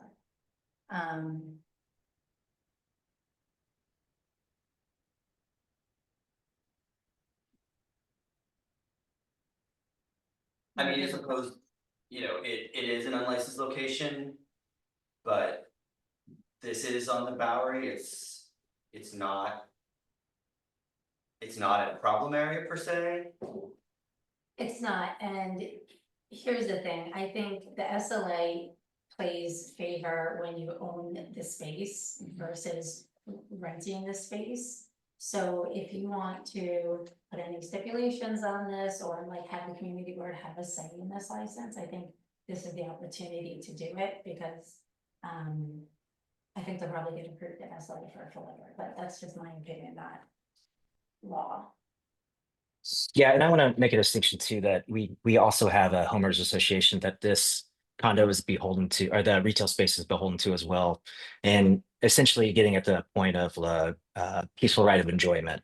So it's multiple layers that are involved. It's very close with everybody in the building. I mean, we have a couple in there that has a 6-month-old, and they signed off on this, so we have a very close relationship with them. And who lives in the building, or He did. you currently do? I did. Yes, I do. Okay, I mean, honestly, live in like, a he'll building? hear it. Yeah, you own the space downstairs where he is going to operate. He's also a principal. Yeah, okay. Correct. And existing relationship with the hardware store that moved upstairs. And you intend to stay at this building? Oh, absolutely. Yeah, I Agreement with the homeowners. Yeah, I own my condo as well. I'm fully invested into the Bowery. It's been a pleasure living down there. And yeah, I just really care and want to see this go through. Yeah. What is your past experience, Jeff? So I currently own and operate a bar in Seattle called Jupiter. I had been on the ownership side of, excuse me? No, sorry, you were yes, we had that listed at the bar in Jupiter. Yeah. You still own that bar. Yes, correct. I've been in the ownership side of managing restaurants for almost a decade now. I've put about 15 years of service into the entire industry. So it's been living and breathing this since my entire adult life. I had this realization yesterday that is literally half of my life total, which was a really scary number to kind of look in the mirror at, but that's where we are now. So yeah, looking to move the experience of owning bars back in Seattle to here. We've had a very big dedication with working with our communities in Seattle. We've faced many of challenges with the shifting of the neighborhoods, but we were able to stand through COVID, for example, and reinvest into the neighborhood by doing a beautification project in our alleyways that we paid for outside of ourselves, from getting artists to come do mural work and et cetera. Yeah, I think it's a unique set of factors. That is favorable for non-licensed space. Yeah, it's the location, It's the the location. experience, the It's retail, it's on the now. owning the retail space. It's the ownership, It's, yeah. Um,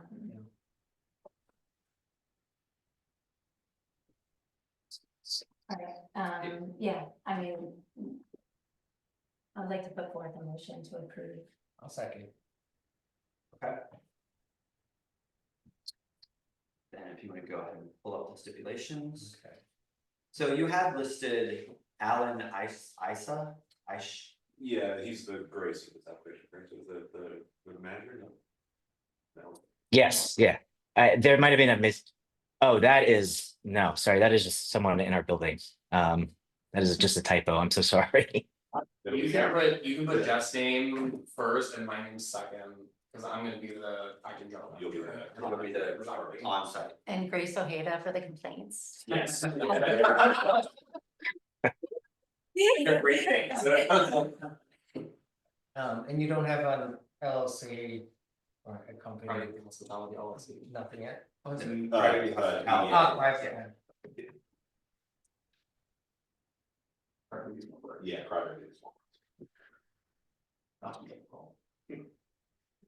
Okay, so I, Jeffrey Rogers, qualified representative of Crybaby Hospitality LLC located at 153 Bowery, via full liquor license, will operate a bar tavern with less than a full service kitchen that serve good food during hours of operation.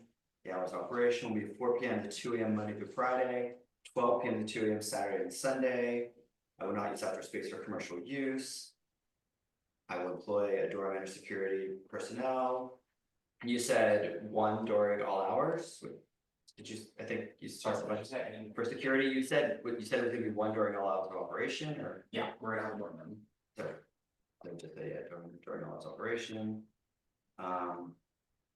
Will install soundproofing to ensure sound is not audible in neighborhood apartments. This was a hardware store. You're doing a whole build out of it, right? So you are soundproofing. And we're literally just surrounded by all commercial spaces. There's no immediate residence anywhere close to us. It's a closed fixed facade, no open doors or windows. So for the music. Yeah, we can run you through this. So we'll have DJs, so we'll not have live music. No third-party promoted events, no cover fees, no scheduled performances. As far as a number on the DJ, 2 a week probably tops.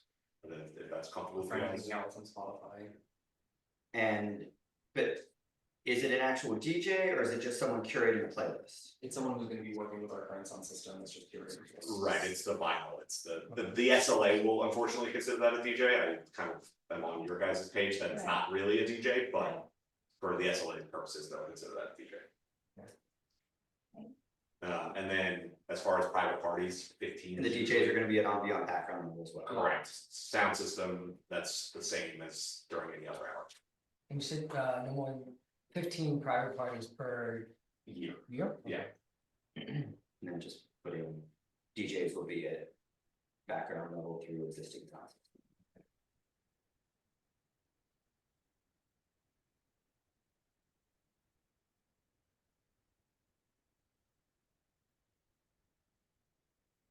And it will not apply for a method of operation change without coming to see you first. We're not participating in pub cars or party buses, we're not having limited specials, including busy brunches. We're not having happy hour, we're not having wait lines while the staff person to ensure no loitering noise or crowd. We'll post a stipulation beside the license and residents may contact the manager at the number below. And then that's where it should be. Cameron Malsha, CAMERON. How do you spell And that? that's MASCIA. Yeah, and then 215. 880. 4858. Everything looked good, is that what we discussed? Okay. So I guess we will move to a vote. Megan Joy? Yes. Lynn Smeltzer, yes. Michael Lavario? Yes. Okay, so the motion passes. The office will be sending out the stipulations with instructions on signing and return. Thank you, everybody, appreciate it. Very much. Thank you. Bye. Thank you. Okay. So we will move back to item number 12. Item to discuss. Yes, so we will be doing Okay. while here, we also want to increase the events per year from 4 to 6. I don't think that's not a problem. Okay, And just, I mean, you heard earlier that what we described as private event is an entire buyout of the whole space, yeah, not just. yeah, but because there's only 22 seats, It doesn't. parties take of much. 20. It doesn't take much. But yeah, you can have like, you can have a birthday party, you can have someone come in for something that is on the, it's not all by, that doesn't count as private, event, but six private events is still nothing, so. Just in terms of like operation hours, I mean.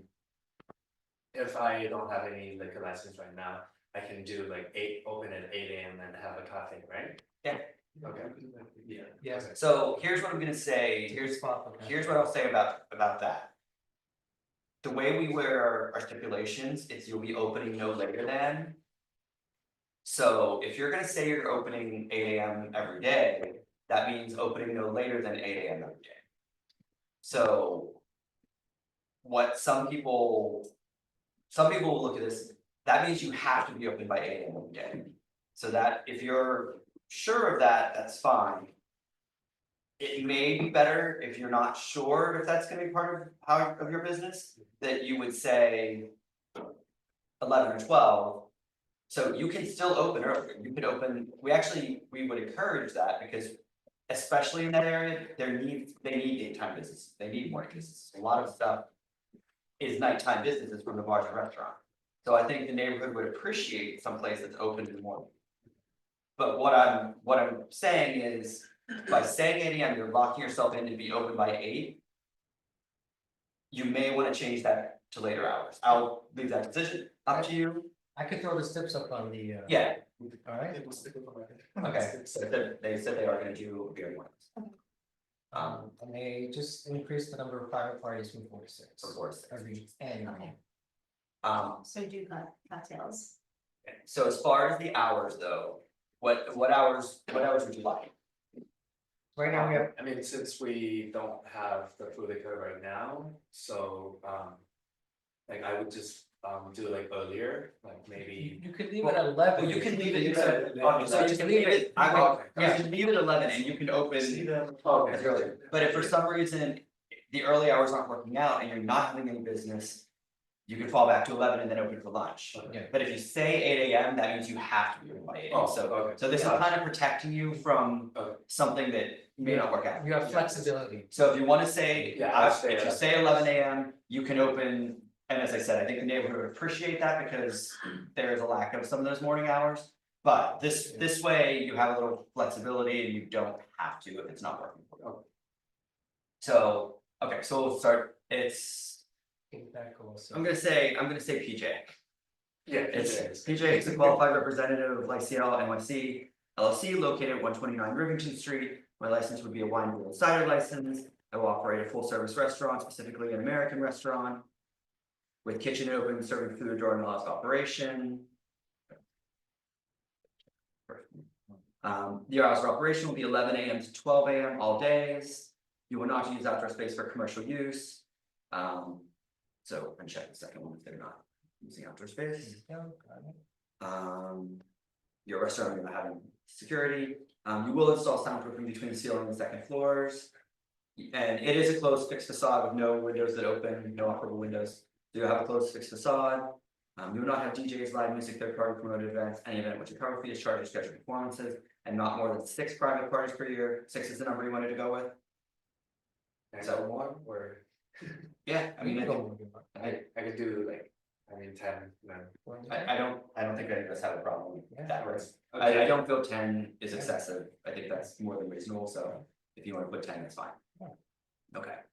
You'll play ambient background for music only. You will not apply for an alteration without coming to CV3. You will not seek a change in class without coming to CV3. You will not participate in public calls or party buses. You will not have unlimited drink specials. You will not have.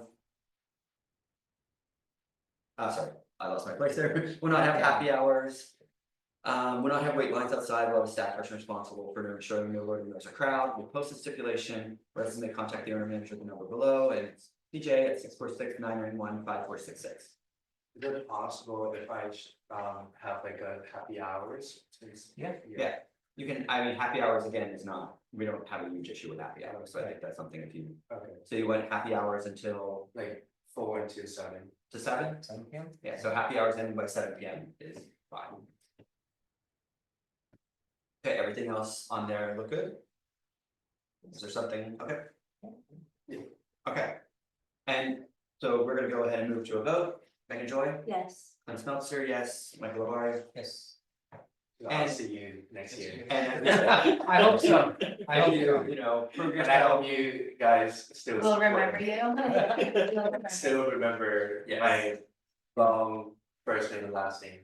Of course. Yes, Please, you know, so please remember. Prove yourself for me and good for luck next year, again. Okay. Yeah. For my success and like my visa and We wish you all the best. And We I really think you do. can, you know, the neighbors did seem, you know, the neighbors were in potential support. Well, actually, they all did say they were fully in support of a beer wine license. So I think if you can prove yourself, and they have, I can vouch for them, that they have came in the past for. And supported an upgrade for legit restaurants that are an asset to the neighborhood, so that they actually. I can verify that they actually have done this in the past, and there's been times they came for an upgrade and we actually disagreed with them and did not upgrade something. No, I'm not saying that's gonna happen, I'm just giving you an outlet that the neighbors aren't as unreasonable as they may seem sometimes. So, But thank you. We wish you all the best. Thank you for working with us. Thank you. Okay. Have a great night. Bye. thanks. Okay, good night, thanks for fun. support you guys.